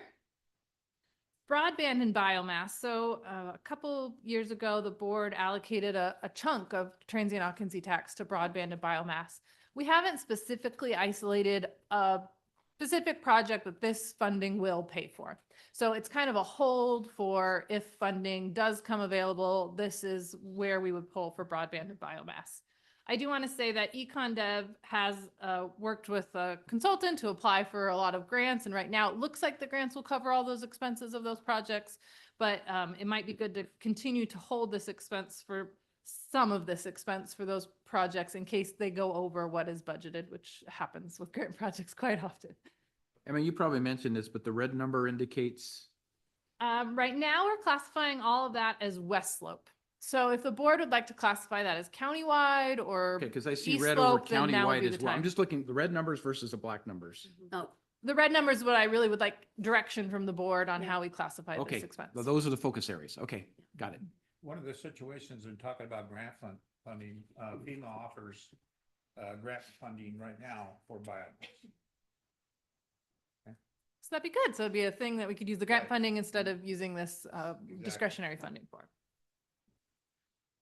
Moving on, last year the board designated $500,000 for the design of the Tahoma building that DOT uses, the replacement of that building.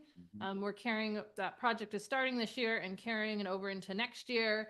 And I just want to say, this is a guess on exactly how much we're going to carry over. It might change a little as things, as the year ends in an adopted budget, but it's not increasing the amount designated for that expense. and that's just for the design, that's not for the build out. It's purely for the design. Okay, now we're moving into new requests. So we have the planning and building requested 250,000 for the Tahoe El Dorado area plan update. And we're recommending that we use discretionary TOT for this cost. And that would be an East Slope expense.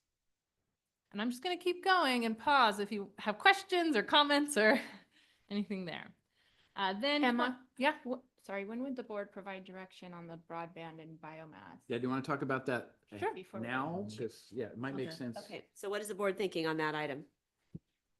I guess my question is on the broadband, are we still seeing the state's participation to the level it was in, because budget cuts and stuff? Are they going to be cutting back on their budget for that middle mile versus the last mile? Are we going to see a situation where we've allocated funds, but we can't spend them because the state's not doing their part? I'm just apprehensive Kyle. about where this is all going. Great, we'd love your insights Yeah, on no this. problem. Thank you, Kyle. Kyle's on economic development. We've had no indication from the state that funding will be cut along the lines of broadband. We Okay. have heard rumors around like the surf efforts that it's uncertain what will happen there, but not with the broadband. Diane was pretty confident that those funds would be staying in place for broadband. Okay, all right, that's good to know. So Kyle, from your perspective, what does the county, I'm going to put you on the spot Yeah. here. What does the county realistically need for any matches or to help support any opportunities that may come our way? So we worked with the ad hoc budget committee to let them know about the ARPA. We had the 4.5 million in ARPA that Right. was kind of allocated for the design engineering, and we, through our application and refining some of our EDA or CPUC grants that we have out right now, we're able to move that back into, I don't know what the pot's technically called, the ARPA funds for other uses. Okay. and strictly focusing on utilizing this 1.3 million for any contingency costs that may come up. Okay, we so were you've able to- already pared the. We've already pared that down, Okay. and we believe, I mean, it was about $250,000 that DOT realized extra that they needed for the design engineering work after we got the grant and time had passed and materials had gone up and things like that. So I think what is in there would be enough if anything came up, if some of these big grants land. Granted, we did build in those costs into the application and hopefully they cover it, but Diane was comfortable with that number after getting rid of the ARPA funds that we had designated for broadband. That's Does that really help? helpful. Okay. So we shouldn't cut this anymore. This is bare bones what I we would need. like to see that as far as Okay. us getting a grant and not being able to deliver it. We don't would want that, be yeah. a bad situation. But how did we divide the biomass versus the broadband? It sounds like all of the funds are committed to grant matching funds for broadband only. I'm not sure Is that where we are? It was a general allocation in the adopted budget a couple years ago for broadband and biomass that we've been holding, but it hasn't been allocated for a specific project. Okay, because my personal opinion is the county shouldn't be putting money into biomass. The state and federal governments should be doing that unless it's a situation that a little bit of matching funds will get us a grant.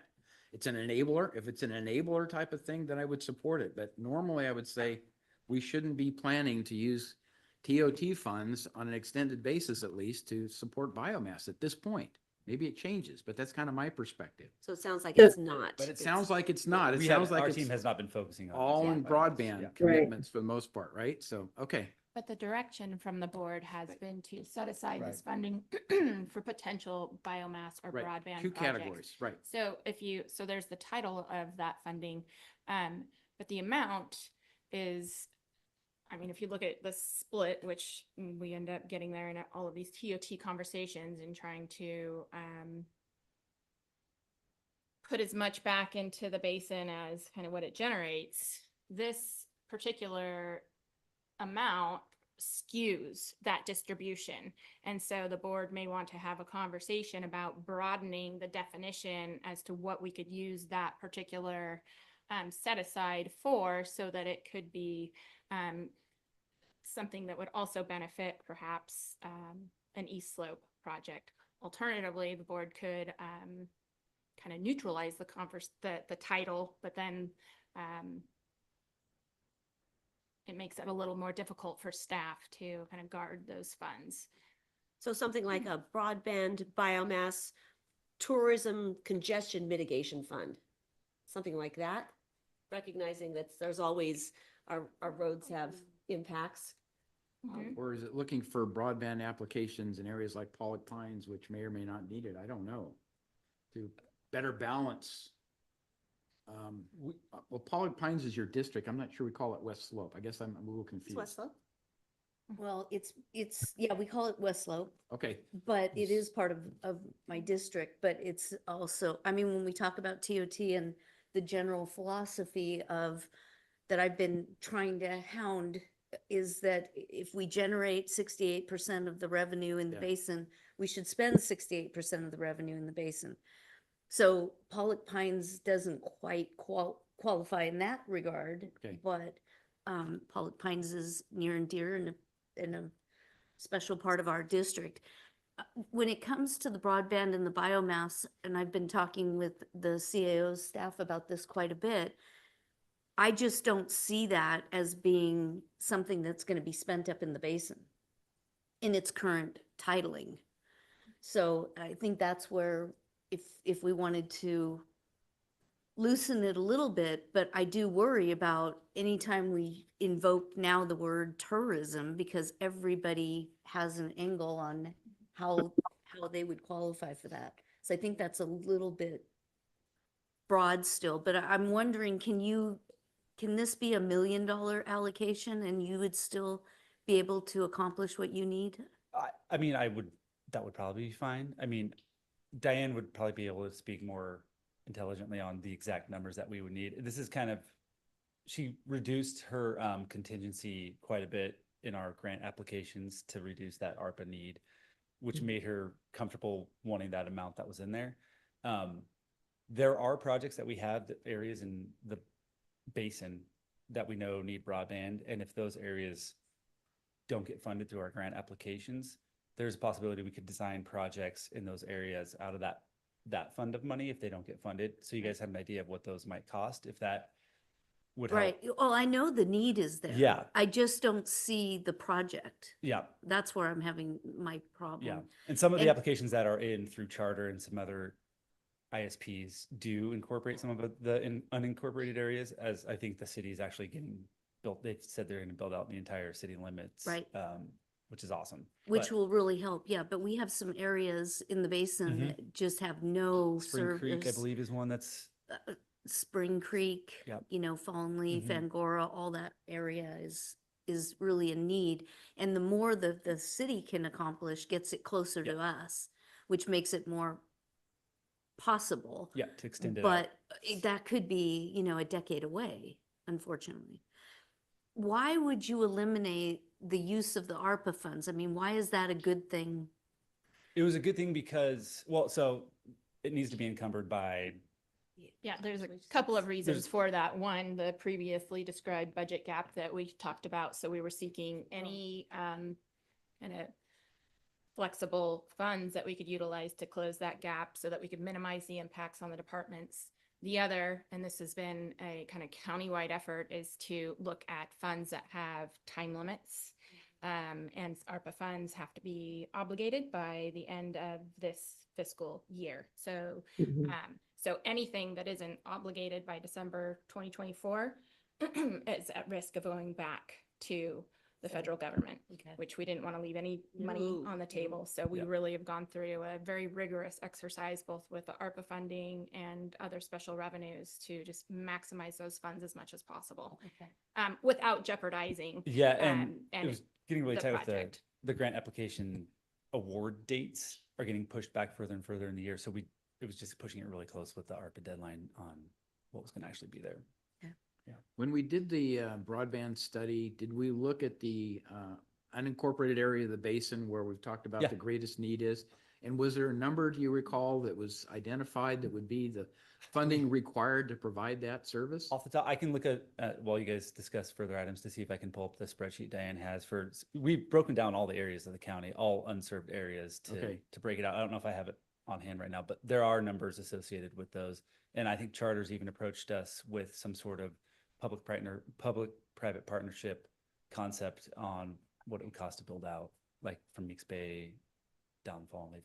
So maybe we go on but revisit this. Right. Yeah, And Okay. if we'll it's do linked that. to the Sounds good. expansion of broadband within the city limits, if that's the enabler, they bring, you know, basically the connectivity to it, because I'm not sure what the state's doing running up that Highway 50 corridor. There's like Caltrans, there's a lot of moving parts. Caltrans has some projects coming up And, to 50, and then the city has their stuff, and then we have the unincorporated areas where they already have there's a lot of moving Okay. pieces, but yeah. So we can revisit it, because Yeah. that would be one way to shift some of the allocations and just prioritize that over some of the others and better distribute what the TOT, consistent with your desires. Because again, that's an area where a lot of tourists rent VHRs and other things. And I'm sure they would That's appreciate critical. having that connectivity where they don't now, because sometimes that's a make or break when you're looking at vacation home rentals, and which one, if you don't have cell connection Not good. and you need to do some business, that's a problem, right? So anyway. Yeah, Okay, I'll great. dig through and see if I can find some Thank numbers, you, and if Kyle. not, we can come back with that. Appreciate that. All right. We will revisit this. All right. So where were we? We were on county departments. So we were on the planning VHR Yeah. committee facilitator. So planning requested $20,000 for that. And it would be a specific East Slope expense, and it was in our recommendation. Continuing the practice from prior years, a senior dev tech in planning to help with the VHR implementation. This one, I have updated news that I got last night with the establishment of the Affordable Housing Work Group. Karen Garner informed us that we actually don't need this expense. Perfect. She's hoping internal staff and the work group can accomplish this without needing this contract. So I'm going to take that out of there, which Thank you, gets Karen. us Yeah. $75,000 to allocate. Right. And so maybe we'll just go through and then kind of determine how we want to allocate those. Then there is VHRs in Tahoe, the deputy director and senior planner time. So staff in Tahoe have been kind of monitoring their time and how much time they actually spend working on VHRs and TOT related tourism costs. And based on that time study, there's a request for $173,000 for that time.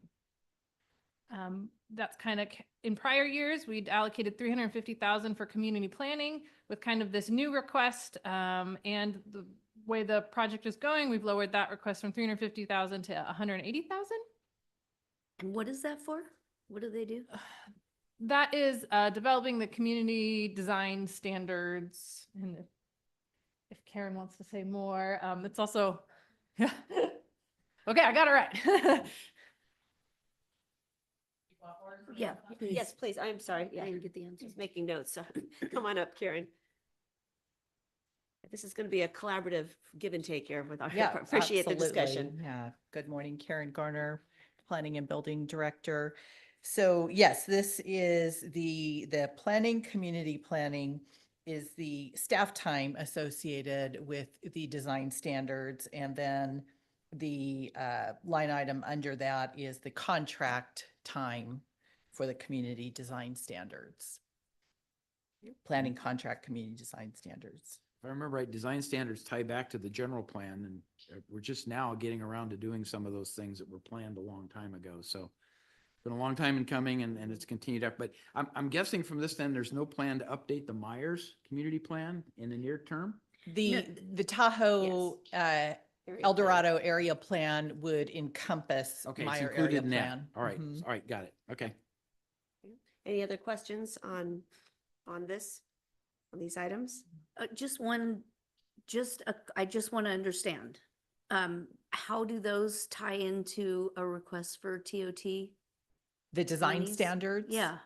They're intended to help with promoting tourism, the design standards. The communities will be able to have a more cohesive look because the design standards will be customized to individual communities and in turn, entice more visitors and tourism. And add to the charm and attractiveness of those respective regions. Absolutely.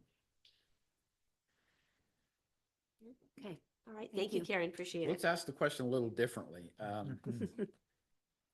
Is there justification for moving those planning costs into the normal general fund funding that goes to planning and build as opposed to TOT? Because I can see where I think I'm trying to anticipate where Supervisor Lane is going. But if it comes down to, is it absolutely essential that that be included as a TOT funded activity versus general fund activity, which is within the staffing levels? Is there a justification that this absolutely needs to stay in TOT for some reason? Well, I don't think it has to stay in TOT, but I think the general fund is even a tougher area to find money than TOT. At the end of the day, TOT is just part of general fund. So you It can argue is. it both ways. I understand that too. But anyway. All right, Okay. any further questions on this item? I'm glad that I'm starting to affect your psyche over there. That's good. I'm starting to understand it a little bit more. Thank you, Karen. Appreciate it. Moving along, last year, the board increased the allocations of code enforcement officers. So this line here is just continuing that funding level for those code enforcement officers for VHR and ranch marketing. And I thought on that item, you could easily split that instead of doing the countywide and just put half at the east slope, half at the west slope. That would be a really rough estimate. I did reach out to staff to try to find an easy way to change that. And really staff on both slopes pitch in where the work is. So it's hard to really clearly define that by east slope and west slope. Will we have numbers in the future to be able to differentiate it? Or is it just a case that's always going to be a moving target? I mean, I can split it purely half and half if that is the board's direction. This is all the board's direction. But it was hard for staff. Like if someone on the west slope has the time, they'll work on VHR, stuff on the east slope. Thank you, Karen. They won't have time. No. And I will say with the recent staffing changes, we're adding 2 more in the basin. Right. And one of those positions, you could have gone either on the west slope or the basin. We, in my opinion, got lucky and are having that in the basin. So it's going to change. And I anticipate also with upcoming changes to VHR ordinance, it'll change again. But to your point, I think it's good that we start tracking that a little bit more, a little bit better, so that perhaps we can have better numbers in the future. Just for the point of discussion, I rather like this countywide category because I think it's important to recognize, while I understand that we're wanting to get a better feel for balancing our revenues out where they're generated and where the impacts are. I think it is also important for us to always to keep in mind that our property tax revenues on the west slope help support all of our county operations, in Tahoe, whether it's HHSA, the sheriff, building and planning, probation, DOT, and we have a large and comprehensive county, and the property taxes in the unincorporated area of the basin, do not cover all of these services. So while I think it's important to keep a countywide perspective on things as well. And I don't know that to be true or not true. I mean, I don't even know what that is. Like, who's sat down and chopped that up? I could barely get TOT to, to be clear. Yeah, it's not a breakdown that we have. Yeah. We typically don't, look at the services we provide based on the property value in that area of the county. I mean, that would be very inequitable. Right. But if the board desired, we could get a rough idea of that, probably working with the assessor and the surveyor to just look at assessed value in different areas. But it's a little bit of a slippery slope to go down, is. I think. It is, So. yeah, because we are one county as well. So I think, Exactly. and recognizing that helps balance out, I think, the conversation. So, all right. We ready to continue? Ready. Okay. So for the sake of this one, I'm leaving it as a countywide as of now. Mhm. Okay. Moving on, in the past, we've used pure general fund for the staff time, for the HCD, the housing unit and planning and building, this match. And really there is planning made a request that there's a nexus to the more VHRs, the harder it is for affordable housing in a community, which is also workforce housing in a community. So they made a request to use a transient occupancy tax to cover this match that we have always made from the general fund. We have 1 million in the Economic Development Division. This is excluding their contracts to chambers and other economic development entities that is lower down in the spreadsheet. I've always had heartburn with this one. So I'll just say it for the record. I'm okay with us, leaving things the way they are. Because the last thing I want to do is have anybody feel like I'm pulling the carpet out from underneath anybody. But the Economic Development Division, as far as the basin goes, is kind of non-existent. It doesn't, I see no nexus there. We do all of our own, we're kind of our own little engine up there.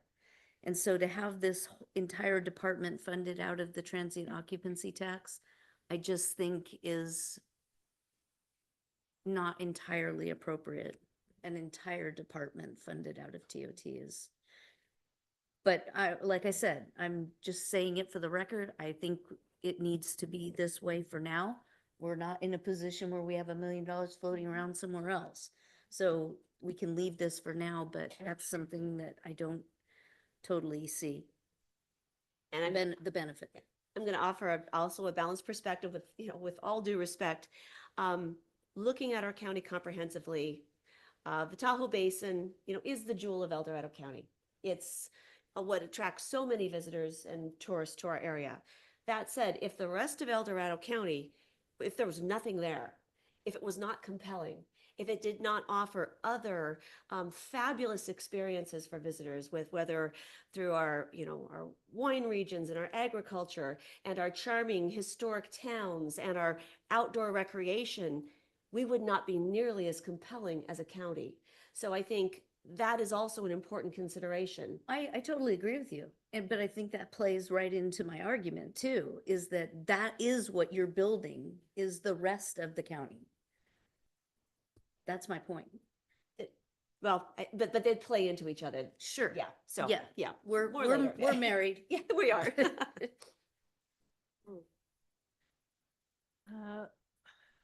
Moving along, in the Tahoe Basin, the ambulance services are impacted by tourism. We looked at how many people were non-residents who utilized those services, and of that, how much of it was bills that weren't paid. So we made a rough estimate.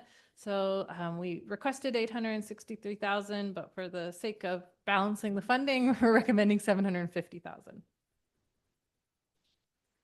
As in prior years, the treasurer tax collector administers and collects the taxes. She's requested the same amount, and we have split that based on the 2/3, 1/3 aspect of the revenue. And now we're into the TOT section. So we've made a recommendation here, but really we're seeking the board's direction of the transportation. So we have, as in prior years, CSA3 rentals, 250,000, snow removal equipment, 500,000, bike path snow removal, 50,000. And then Raphael and his team identified some projects that really can have an nexus to tourism. And there's Fallen Leaf Lake. There's some work with some federal funding to pave part of that, but TOT could be used to kind of fully pave and finish that project. Then there is Apple Hill Road resurfacing, surface treatments, a request to designate more funding for the eventual replacement of the Tahoe facility that transportation uses. And then in Tahoe, there are some road improvements that could be made to Zone 8 of the plow map, which is a high kind of VHR rental and tourism area. So we've recommended putting 1.9 million, we were just trying to balance things, to the Fallen Leaf Lake, but really if the board would like to direct that funding elsewhere, then now would be the time to recommend that. And then we also recommended keeping the other requests as the same level as prior years. Any further discussion on that, on these points? Well, I do want to thank the CAO's office for recommending funding the Fallen Leaf. And I would urge my colleagues to support that recommendation, because when we talk about pavement condition index, Fallen Leaf Road is 14 on a scale of 0 to 100. And then when you add the impact of all the cars, bikes that use that road, this is really needed. So thank you for the recommendation. Just out of curiosity, do we know what the ADT is on Fallen Leaf Lake Road? Is it significant? I mean, it's a tourist thing, right? So it's a summer It's a one way in, one way utilization. out. I understand. Yeah, I've been down it several times, but It's a high tourist area. Mhm. All right, not seeing any, Raphael's not jumping out of his seat. nope, okay, so we can get back to you on that, but. so I guess I need to understand the consequence if the other DOT requested treatments don't happen. For instance, the Apple Hill Road surface treatment. We know that Apple Hill is a huge tourism attractor that gets a lot of traffic, and every year we try to contend with how are we going to put up with all that traffic and diversions and make sure that public safety vehicles can get in and all those kinds of things. So if we put zero funding against this part of it, that means it just goes away for another year? Or is there some other alternative funding that may be available to help that surface treatment process? You beat me to my own question, John. I'm sorry. No, that's good. Good morning, Raphael. Good morning, Madam Chair, Board of Supervisors, Rafael Martinez, Director of Transportation for El Dorado County.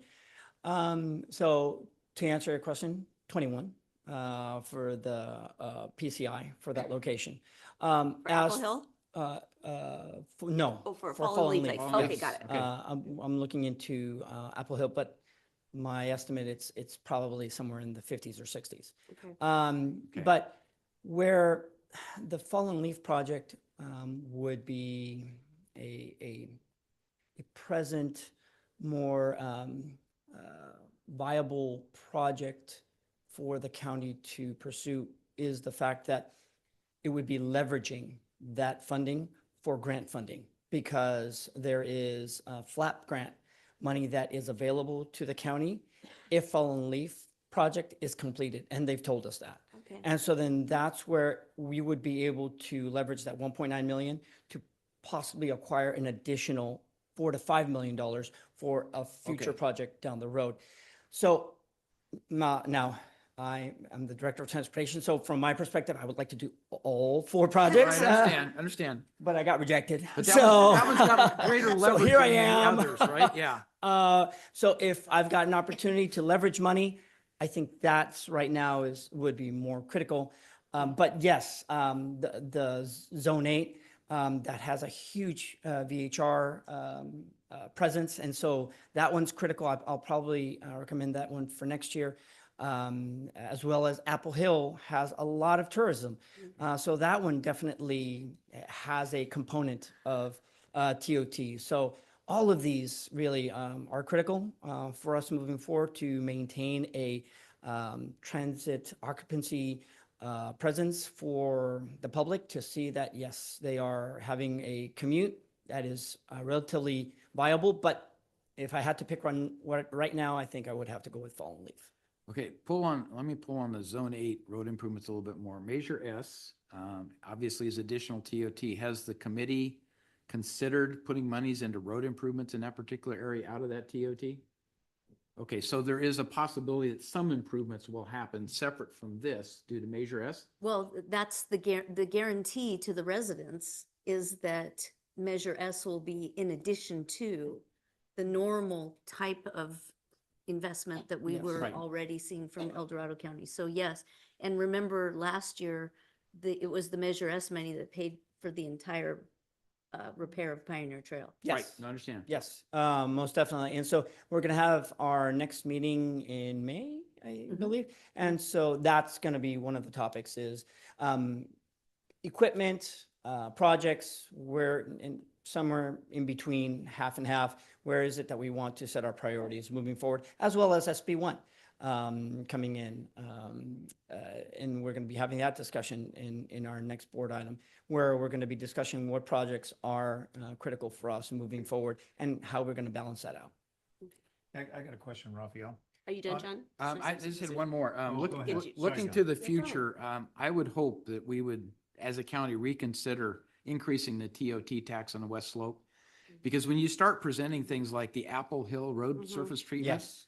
that is where that TOT tax could be applied Yeah. to make significant improvements. Yep. And it's not coming out of every resident's pocket. It's basically coming out of the visitor's pocket. Mm-hmm. And when we go somewhere, we pay that to another community. So if we can, gain a better understanding of how those funds would be applied, such as that Apple Hill Road surface treatment, then I think we get more connectivity with the community of why those things are important to consider if it becomes a ballot measure. Most I definitely. do agree with you 100%. Most definitely. All right. Okay, Good one of the discussion. things Raphael done. was talking about is Apple Hill surface tribute. How long is it usually the road, especially when you surface? Sometimes you get 10 to 20 years, but being that it's impacted a lot of tourism, what's the actually life? You're correct. A surface treatment is anywhere between 10, 20, actually, it falls more somewhere between 10 to 12 for an average road. Now, if it does have higher than average ADTs, you're looking at a surface treatment only lasting about 8 to 10 instead. Okay, so that's a big impact. It is. You're looking at 20% impact. So any delay in our deferred maintenance does perpetuate the erosion of the infrastructure sooner, and then eventually, and all of you have seen my presentation on the life cycle of asphalt. It's a slope, and so as you fall further down the years, it exponentially gets worse. So the sooner that we can get to our good roads, our decent roads, and get them an efficient and effective, cost-effective treatment, it prolongs that life cycle back up and promotes us to keep our deferred maintenance low. And I agree with John, especially when it comes to West Slope TOT tax. Yes. Is anybody ever looked at about an agricultural tax, an ag tax? I couldn't say, I wouldn't know anything about that. There have been different funding mechanisms that's what I'm just discussed. asking. Yeah. Discussed? I think they did do a study, as a matter of fact, Yeah. 6 years ago on just that, but I wouldn't be able to have any of that information with me here today. Okay. Yeah.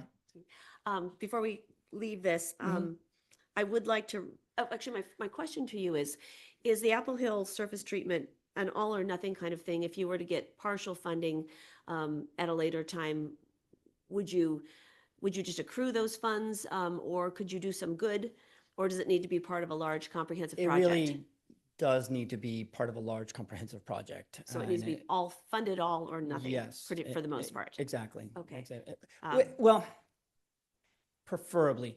Now, we look at, these are. Quantities of scale if you do a larger project. Exactly. Mhm. And so we're always looking at the next year's funding cycle of either SB1 or TOT, and then determining, okay, should we just go ahead and wait? What is going to be the cost to the infrastructure in terms of its life cycle and how worse off it's going to be? And so then with those other projects, we feel relatively comfortable that waiting another year would probably not be as detrimental as not being able to have the fallen leaf, let's just say, Right. project. But preferably when we get funding for a project, we would prefer it all to be a one project. It's just much easier for us to manage, to budget, and to design. Okay. Personally, I would like us to kind of put this on the back burner. I don't want to jeopardize funding for the Fallen Leaf Lake area, recognizing that's critical, but Sure. recognizing the Apple Hill area is one of the major economic drivers of the West Slope. Mhm. Like to look at this during the adopted budget. Sure. So let's just kind of put this on the back burner. Most definitely. All right. Okay. Thank you, Raphael. Thank you. Okay. Moving along, the sheriff, as in prior years, has requested $250,000 for search and rescue, and they sent a good justification for how those costs are directly tied to the Tahoe Basin. And then also $400,000, which is about half of the operating costs of the aviation program.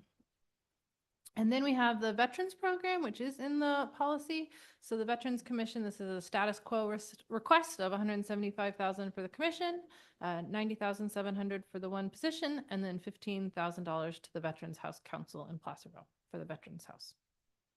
Let me go back and ask a question on the aviation part of it in terms of tourism and those kinds of things. I guess I'm not seeing the direct, I get search and rescue. I mean, that's an obvious one. But when you get beyond that and you just look like overall operating with respect to the aviation, what is the primary benefit from the standpoint of the Tahoe Basin? So in their request that they submitted when they tied it to tourism, they stated that the aviation program we used for search and rescue callouts, particularly in Tahoe. But as it is a new program, they said right now they don't have the direct data for how much was in Tahoe and how isn't, but it's something they're working on and can provide in future Okay, years. so it's countywide, I understand that, but we can't get a breakout at this point in time in terms of the net benefit, West Slope, East Slope. Okay, Yeah. all right. I suspect it's not going to be a lot in Tahoe, but there could be some. And then it kind of goes to the next one as well, Veterans Commission, putting that in the countywide. Our veterans up in the basin, I think the first time we've ever received monies for the basin veterans was this last year. And it was about $10,000 to help with the roof, which is great, but the other 165 like that almost all gets spent down here. So I understand why you have it in the countywide. And I think that our veterans up in Tahoe will try to take advantage of that opportunity a little bit better. But traditionally, that hasn't been spent up in the basin at all. And quick question on the Veterans Commission. Do they have a fund balance? Has this been accruing, or are they spending this $175,000 allocation that we give them every year? I asked that specific question to them, and they have a little bit of a fund balance with the community foundation, but it really wasn't that significant when I looked on maybe if we could cut this down this year. And they have been allocating the rest pretty regularly to different groups. Okay, well, that's good, because at one point I did hear they had a rather sizable fund balance, so, okay. Okay, now moving on to outside agencies, economic development and promotion. So we are in year 2. Well, this will be year 2 of the 2-year contracts with many of these organizations. So we have in the board direction column to fund those for another year in this cycle here. And so those are kind of established, unless you guys have questions or comments on those ones. They have kind of contracts to cover those costs. Growth Factory, when talking to planning, there'd be about 50,000 to continue the support of Growth Factory to the people that have already been kind of allocated part of that $500,000 that the board approved for that project. But we could, and we're recommending maybe pausing on any new projects by reducing that by 250,000. Greater Sacramento Economic Council usually returns to the board with a presentation on what they have been doing. And so because that hasn't happened, we just didn't include that in the recommendation yet. Has that been scheduled? Because I know they submitted their ROI documentation, but have we scheduled a meeting with GSEC? I haven't seen an exact schedule for that yet.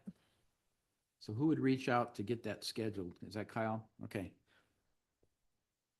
They are on the calendar for, I think it was June 11th, but we might need to see if June we can 11th? bump them Okay. up on that. Yeah. But they are on the board calendar for presenting. And the June budget hearing is after the 11th, right? It's the 10, 11? Oh, it's, Same okay. day. It's right around there. Okay, all right, all right, all right. It's So, on the same day. Okay. all right, so if it's on the same day, that's probably okay. Just want to make sure it wasn't after, so we at least get to understand the perspective they present. And then the board in the prior, earlier this year directed that the CAO find funding to support Save the Graves. We didn't find any other funding, so that would be about $10,000 of TOT for the Save the Graves effort. Okay, I'm just going to go through the last ones and then we can kind of decide on what the recommendations might be. So we reached out to the fire departments and asked for anything that is a tie to tourism. They kind of used the format that the board has approved in prior years. You can see the requests from the different agencies here. But when it came down to kind of figuring out how much money we do have available and prioritizing county requests for TOT, we sort of had to kind of lower their requests proportionately based on how much funding we really had available for the other things. So here is kind of our recommendation for how we kind of lower that request across things, excluding the 992,000 for Meeks Bay, North Tahoe that the board sort of already directed. That's coming from the designation. Oh, and I appreciate the outside agencies recognizing where we are and adjusting accordingly and tightening their asks. Recognizing the other years were much more fun when money was flowing, and but appreciate their acknowledgement of where we are. Okay. And so here we are. That's the end of the requests as things currently stand with how they are on East Slope, West Slope. Looking at this board direction column, you can see here 29% is West Slope, 51% is East Slope, and countywide is 19%. If we just exclude the amount that is countywide and are just looking at what is allocated West Slope and East Slope, it is about perfectly 2/3 East Slope and 1/3 West Slope. All right, so before we go on, I want to go online to Supervisor Parlin. I certainly want to make sure you don't feel excluded in this conversation. So do you have any questions or thoughts on where we are with this allocation? No, thank you, Chair. I'm not shy, so don't ever worry about me online. But no, I think that this is a good conversation and going through and looking at everything. And I don't really have any big concerns about where we are right now. So yeah, thank you. All right, perfect. Thank you. All right. Any further board discussions, direction? So what are you looking for right now? So the two things I really would like is we have $75,000 to allocate, and if the board wants us to change any of the other recommended allocations. As well, we are still concerned that revenue might not come in at what we've projected. So I would like to highlight a few things that would be the board's kind of first place to look if we need to reduce funding. And so then we can consider that in June when maybe we have a little better idea, and then really in adopted budget when we for sure know how much revenue we have. Okay. So board, it's 12 o'clock. Do we want to just push through and finish this up, or do you want to take a break and come back? I'd recommend Push taking a through? break because it could be a long discussion, so. Well, I don't know how long through. I have a push through recommendation. I know we have staff and outside agencies here. Oh, okay. Ready to All right. go? All right, let's see if All we right, can let's push do through. it. I don't think it'll be a lengthy discussion. Okay. Okay, so, personally, for the 75,000 savings from the planning, affordable housing ordinance contract, I would like to see that applied to, our earlier discussion this morning on our, on funding for the El Dorado Hills for, arts and culture and Placerville Pool. That could help fill that gap on funding. Recognizing that there are, tourism impacts there. So that's a potential place where we could put that $75,000 to help ease that gap. Any other thoughts on that? I would be okay with that. And I also spoke to the chair during the break, and I thought one thing that we could maybe do immediately as supervisors is we have about 37,500. Lori, plug your ears. In the community fund. And my recommendation to us would be that we immediately freeze that and have that be one of our contributions to, tightening our belts and having that go into the general fund at the end of the year. Just a thought. It's totally outside of this. I am fine with that recommendation. I also think that if we brought the broadband biomass account down to 1 million and just kind of freed up that little bit, maybe with the idea that we not allocate it to anything and we wait and see with another quarter under our belt where TOT is going. Hold 'cause that as might just contingency be a based upon savings. where Okay. revenue comes Yeah. in or Yeah. something or Excellent. other. That- That's an idea. That's So, really fine. with your proposal, can we then take action on the first item? If we're adding $75,000 and that covers the pool costs, is it worth revisiting that rather than putting staff Oh, through that's these true. That's a good meetings and that point. sort of thing? Can we bring that back and see if we can get a motion? County council. I don't know. We're gonna Out need of bounds? legal advice here. You have acted on that motion, so you would have to do a reconsideration and So we would have to reopen. bring that back at another time? But I believe that they are gonna come back in May, May or June. And so if the direction to staff is to add those two funding sources Okay. to close, if you will, the gap for the discussion that you had this That would earlier this essentially morning, accomplish that. Then it brings together in June then without- they can come back to you and Okay. present that. It's a good idea. Okay. So I'm going to move that we direct staff, I guess we need to have a direction to staff, right? Okay. Yes. To with the proposed movement of the $75,000 from this particular accounting into the allocation for the Placerville pool, that we would not need to go through a lot of extensive discussions and would be able to go ahead in June then and just make those approvals and move on. So Do you want any other direction? I see our CAO. I'm saying stand down. You don't need to spend a lot of time if where this is going. I'm saving time. Can't stand it. Great job. That's fine if the board wants to direct it toward the pool, just recognizing that we have arts and. Well, toward those discussions, Right. to fill the gap on. So we have those kind of deferred requests for Okay, the all right. pool, the arts and culture, and El Dorado Hills Fire. There's 281,357.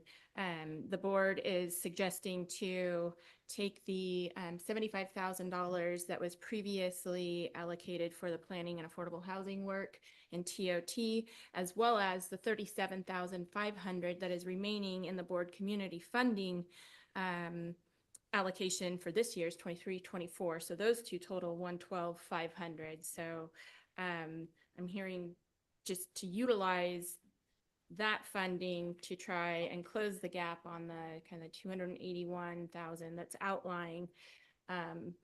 But staff still continue to work with those three entities Yeah. to see if we can pare down their That's requests clear. as Yep. much as possible. Yep. So I'll amend my motion to say what you basically reiterated.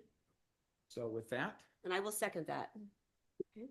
So, do you need any further clarity on that, Kim? is it as confusing as Does Bud? the table reflect that? Yeah, I'll work out. Okay. Yeah, we'll get the motion. Thank you. Okay. I think I need clarity. I do not understand what you guys are doing. Okay. Sorry. Okay, so the motion on the table is to take the 75,000 savings that planning staff had out, discretionary TOT funds that planning staff had allocated for the Affordable Housing Ordinance contract, which they no longer need, and apply that to bridge the gap on the funding for arts and culture, the Placerville Pool, and the El Dorado Hills that the board has directed the CAO's office to work bring with back them to into- bring back. yeah. And also freeze the 23-24 community funding allocation. We currently have $37,500 in that. And also apply that funding for those 3 discretionary programs. I didn't say it very Yeah, no, you cohesively, did. but That was good. that's what the motion and the second is, that's on the table. That will help. Basically, that's where we've found about half of the funding necessary for those 3 programs. So what about the other half? What are we doing with Well, that? staff will work with They're gonna come those back in 3 June. entities to see what they can pare down and bring back a recommendation on. But we're Okay, allocating. so that doesn't change the earlier No. motion. All we're doing is helping close the gap a little bit, so the discussion Okay. can be a little easier. Yeah, so staff Okay. doesn't have to spend a lot of time on it. Yeah. Got it. That makes more sense. Got it. Thank- Cool. Thank you for asking for clarity. All right, any further discussion on that motion? Okay, roll call, please. Sure. Supervisor Turnbull, how do you vote? Aye. Supervisor Hydall, how do you vote? Aye. Supervisor Lane, how do you vote? Aye. Supervisor Parlin, how do you vote? Aye. Supervisor Thomas, how do you vote? Aye. Motion passes 5-0. All right, very good. Well, that should help those discussions. That's great. So then what else do we need? We need to provide direction to I would like to staff. make another motion also, if that's okay. Absolutely.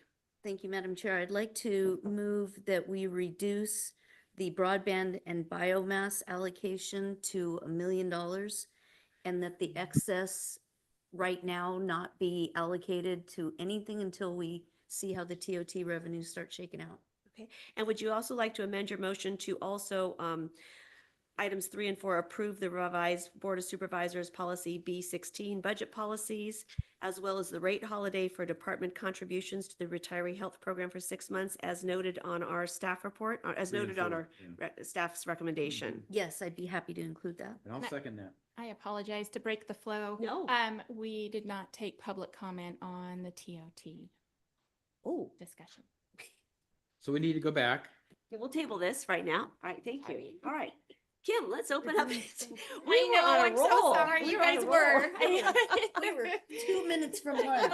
That's what happens when you, that's what happens when you get into the noon time, right? And that is why you get the big bucks. Very proud of you for. Thank you. Thank you Let's for take keeping public us- comment on this. Now taking public comment on discretionary TOT funding.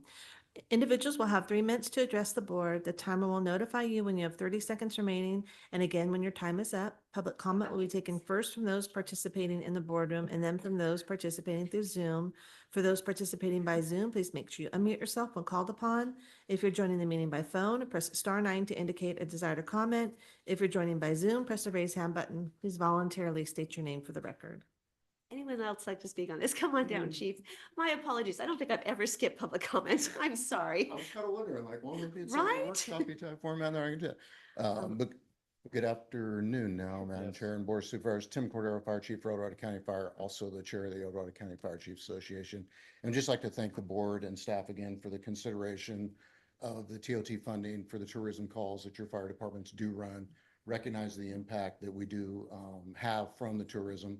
We have a lot of things in this county with the rivers and all the wineries and Lake Tahoe and all those things have been mentioned, which is the reason why we all live here. But there is that other side of the coin that it does put additional requirements on your fire departments with swift water teams, rope rescue teams, helicopter rescue technicians. And those are all very expensive programs for us to run and operate, not only to equip our firefighters so they can safely mitigate those incidents, but the amount of training that goes into those specialized type resources. You just don't take a firefighter and give them a PFD and put them in the river and have them do a rescue swim. It's a very extensive program, a lot of ongoing training. So the consideration for the reimbursement, we do recognize that those aren't being fully considered, but maybe they can be part of another conversation down the road for us because that is an impact to the agencies. And it is just call reimbursement. In the past, we have had the ability to request specialized equipment for those programs we operate. Recognize the situation you're in right now where those funds unfortunately are not available, but those are programs that we're making sure that when we're making our cuts, because everybody's facing the same type of thing, let's face it, trying to preserve those programs and work collaboratively with our partners, seek out grants and things like that to keep those programs alive and well and functioning, because the calls do occur. So we have to be able to mitigate and be prepared to answer those calls. So thank you again for your time and consideration. Thank you, Chief, and we greatly appreciate your service to our community and our visitors. Is there anyone else in the room? Oh, that's okay. Is there anyone else in the room who'd like to speak? All right, seeing none, let's go online, Kim. Now taking public comment from Kathy Lishman. Welcome back, Kathy. Hi, thank you so much for reconsidering the discretionary TOT tax. First of all, I'd like to say that I really appreciate the direction the board has gone in using the TOT tax for the impacts of tourism. But I appreciate the $75,000 that you are no longer needing in the program it was in, and that the discussions will continue with the three agencies and the CAO. And it looks like maybe there's a light at the end of the tunnel. So thanks for that. And I see you're on a roll today. I noticed you hadn't taken public comment, but I appreciated being able to thank you.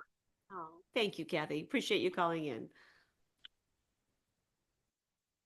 There's no additional public comment. All right, so great. Well, with that, I'll close public comment and bring this back to the board to Supervisor Lane to continue your motion. Okay. All right, I would move that we